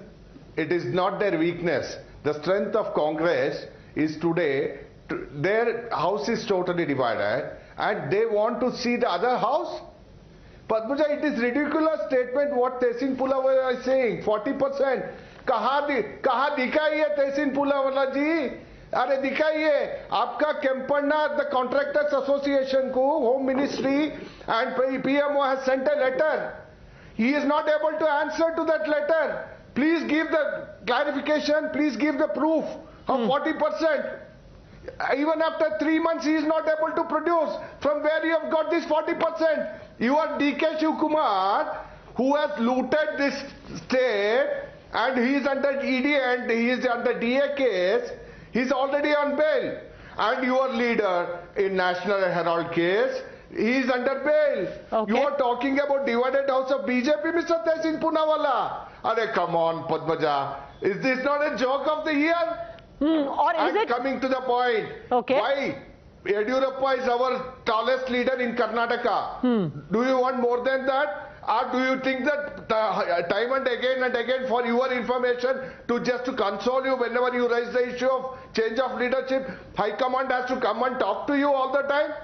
No, Padmaja, I am sorry. High Command has clearly said, Mr. Nadda has said, our President Mr. Nadda has said, and our Home Minister Amit Shah has visited Mr. Bommai's house for a lunch. That was a clear message that Mr. Bommai, we are with you. Okay, so over lunch it has been decided that Mr. Bommai is packing a punch. So is this the Congress's? Let me ask Brijesh Kalappa. He has inaugurated 600 crores. Okay, so he has been, Mr. Bommai has been given the go-ahead in the lunch. But Brijesh Kalappa, is this an effort by the Congress to try and offset the turbulence they are facing within? To say we might be having a bit of a problem, but so does the BJP. So you've got a choice between two unstable parties. See, Padmaja, I don't want to get into this tutu meme. I'd only like to say that as far as Mr. Bommai is concerned, he is known to be an outstanding administrator. Not just in his term as the Minister for Water Resources, where I personally worked with him, and also when he was Home Minister and so on and so forth. He is a person who really has a grip on how the state is run, and he is a person who genuinely knows how to steer things, whether in the legislature or outside in terms of administration. So therefore, as far as Mr. Bommai is concerned, it's a political decision, I don't know. But as far as being a citizen is concerned, I can certainly say that as far as Mr. Bommai is concerned, he is a good administrator. No, he is a great administrator, but is the BJP considering replacing him? No, I can only hope that the BJP does not make such a mistake. Because, see, ultimately you must realize that even on the last occasion, the BJP had 3 turns as Chief Minister. I hope they don't make the same mistake this time. And I think insofar as Mr. Bommai is concerned, he's doing a fairly good job. And he should be allowed to go on. Because this is in the interest of the state that I'm speaking. Because the state's interests will always suffer. Because in terms of continuity, if there is a change, if in terms of who is the Chief Minister, I think it's going to affect the state. Therefore, from the state's point of view, I wish Mr. Bommai continues in office. And by all means, it looks like the BJP is planning to continue. Okay, Tehseen Poonawalla. I respect Brijesh a lot. He's a dear friend. But, if BJP says, sure, sir, let me finish and then I'll come. Yes, sure, let me finish. But if Brijesh says that Mr. Bommai is in the state's interest, then you can take it in writing. Anything that's in the interest of the state or on a macro level in the interest of the country is against the interest of the BJP. So the BJP will remove it because BJP is the opposite of progress. Come on, Tehseen, that's hardly a logic. That's hardly a logic. You just call him 40% Sarkar ka neta. And Brijesh Karappa is saying he's an outstanding administrator. I've given evidence for that. I'm giving evidence. I'm quoting Economic Times. The Lingayat. Sir, let me finish. Sir, let me give evidence, then you rebut. Sir, let me give you evidence. The Economic Times second page, the political page, Lingayat has blamed his government for charging 30% commission. So for contractors, 40%. The contractor committed suicide in then Mr. Ishwarappa resigned. Now CS are saying 50%. And he was cleared now, please say that they're also lying. Please say the Lingayat religious leaders are also lying. Now say that also on TV. The Economic Times is also spreading fake news. Because all you say is everybody is lying. I think I have to intervene in. Okay, yes, Mr. Krishna, go on. Yes. No, I think Tehseen Poonawalla is going. Am I lying or is it true? Did the Lingayat go on, yes, Mr. Krishna, your time. Yes or no? Simple question. Yes or no? 30%. Yes or no, sir? Just answer that. Tehseen Poonawalla, you should learn the habit of listening. Ji, sir. Absolutely rubbish what you are talking, 40%, 30% here. Where is the proof, Mr. Tehseen Poonawalla? Your leaders in Karnataka, they are fighting for CM post. You are talking about divided house of BJP. Shall I show you the list of the candidates of your Congress today? Right from DK Shivkumar, Siddaramaiah, MB Patil, then Parameshwaran, and who not may come? SR Patil. Mr. Karge names SR Patil. What more list you want? Come on, you are divided house. See, look, Padmaja. Basically, Congress is totally lost. They have lost in the country. They have lost in the state also. People don't believe what the Congress says. In front of the people, Rahul Gandhi says, just because Siddaramaiah came. So what about DK Shivkumar then? Then he says DK Shivkumar is a very good guy.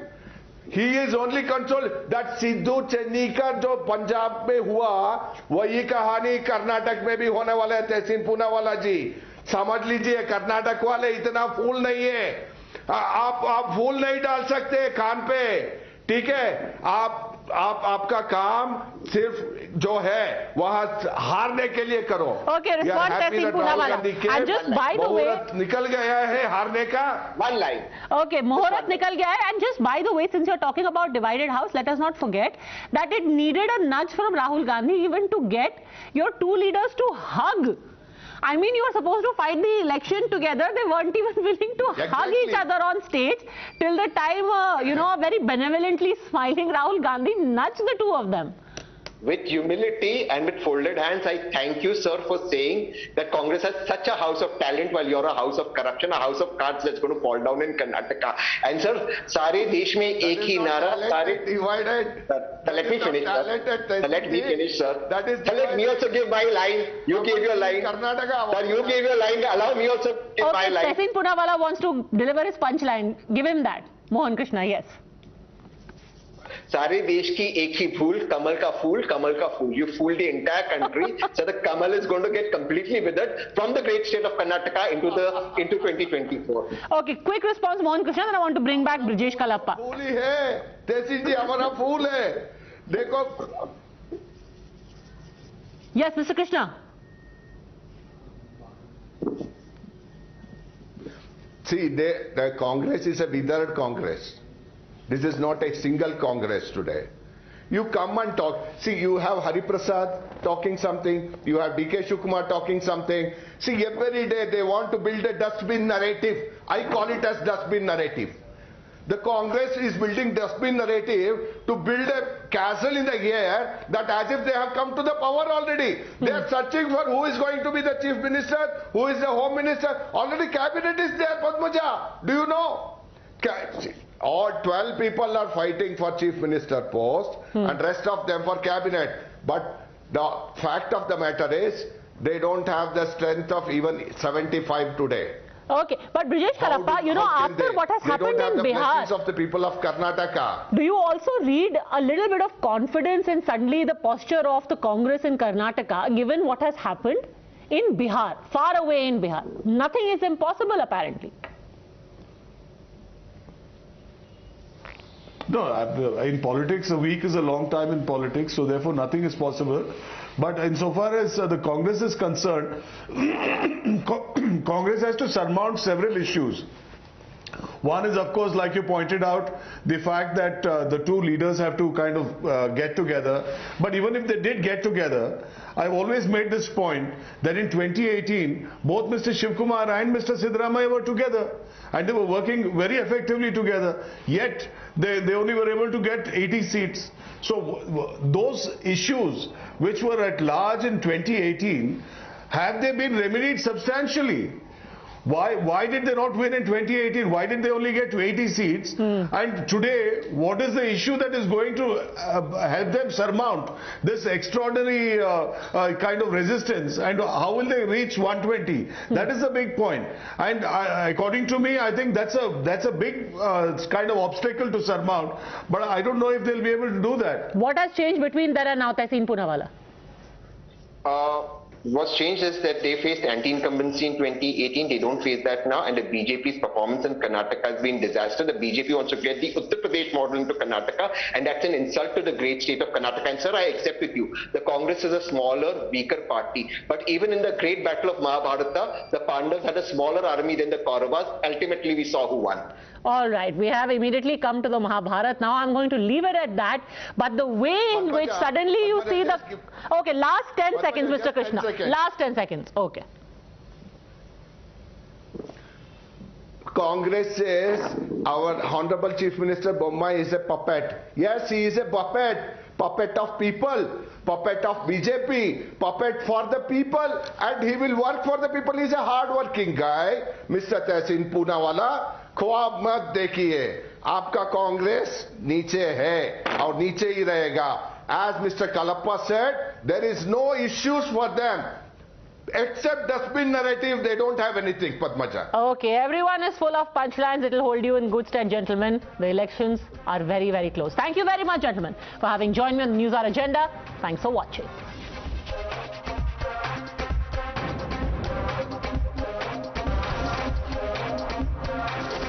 The News Hour at 10 will be right back after the break.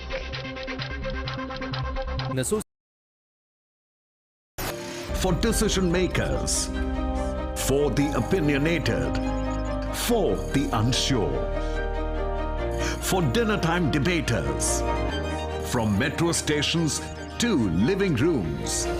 We present the facts and help India make a judgment. From stories that shake the nation to opinions that shape them. I delve deep into the biggest news of the day and uncover every fact, every source, and every statement through debate and discussion. Get a 360-degree perspective on every story and get a conclusive closure. Join me, Navika Kumar, on the Newshour at 9, only on Times Now. To commemorate 75 years of Indian independence, PM Modi launched Har Ghar Tiranga campaign. And yes, the campaign is exactly what it sounds like. Under this, the centre aims to see the tricolour hoisted atop more than 20 crore houses across the country. The aim of the campaign is to motivate each and every citizen of the country to bring the Tiranga home and to hoist it to mark Azadi Ka Amrit Mahotsav. Now, in order to make sure that Tiranga is within the reach of each and every citizen of this country, the centre had to make some amendments in the Flag Code 2002. Questioning the amendments, the Congress slammed the BJP and said that the amendments in the Flag Code were specially made to favour China. Later, Congress further alleged that centre is now trying to sell the national flag. But before we delve deeper into this, let's first have a look at the original Flag Code and the amendments made to it.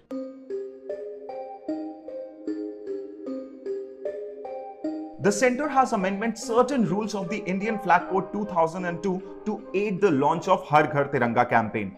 The centre, in the first amendment, allowed the use of polyester apart from cotton, wool, silk and khadi for making the hand-spun, hand-woven and machine-made flags.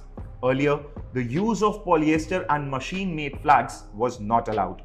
The next amendment came on July 20th, which allowed the display of Tiranga in open and also said that it can be hoisted day and night. Earlier, the flag was allowed to be hoisted only from sunrise to sunset, irrespective of the weather conditions.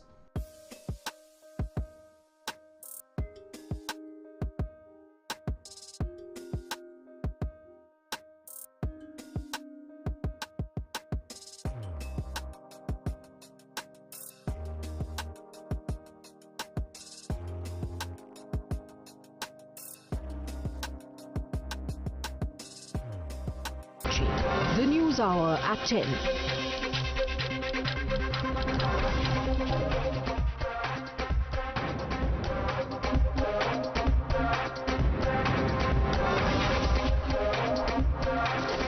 The News Hour at 10. We'll be right back after the break.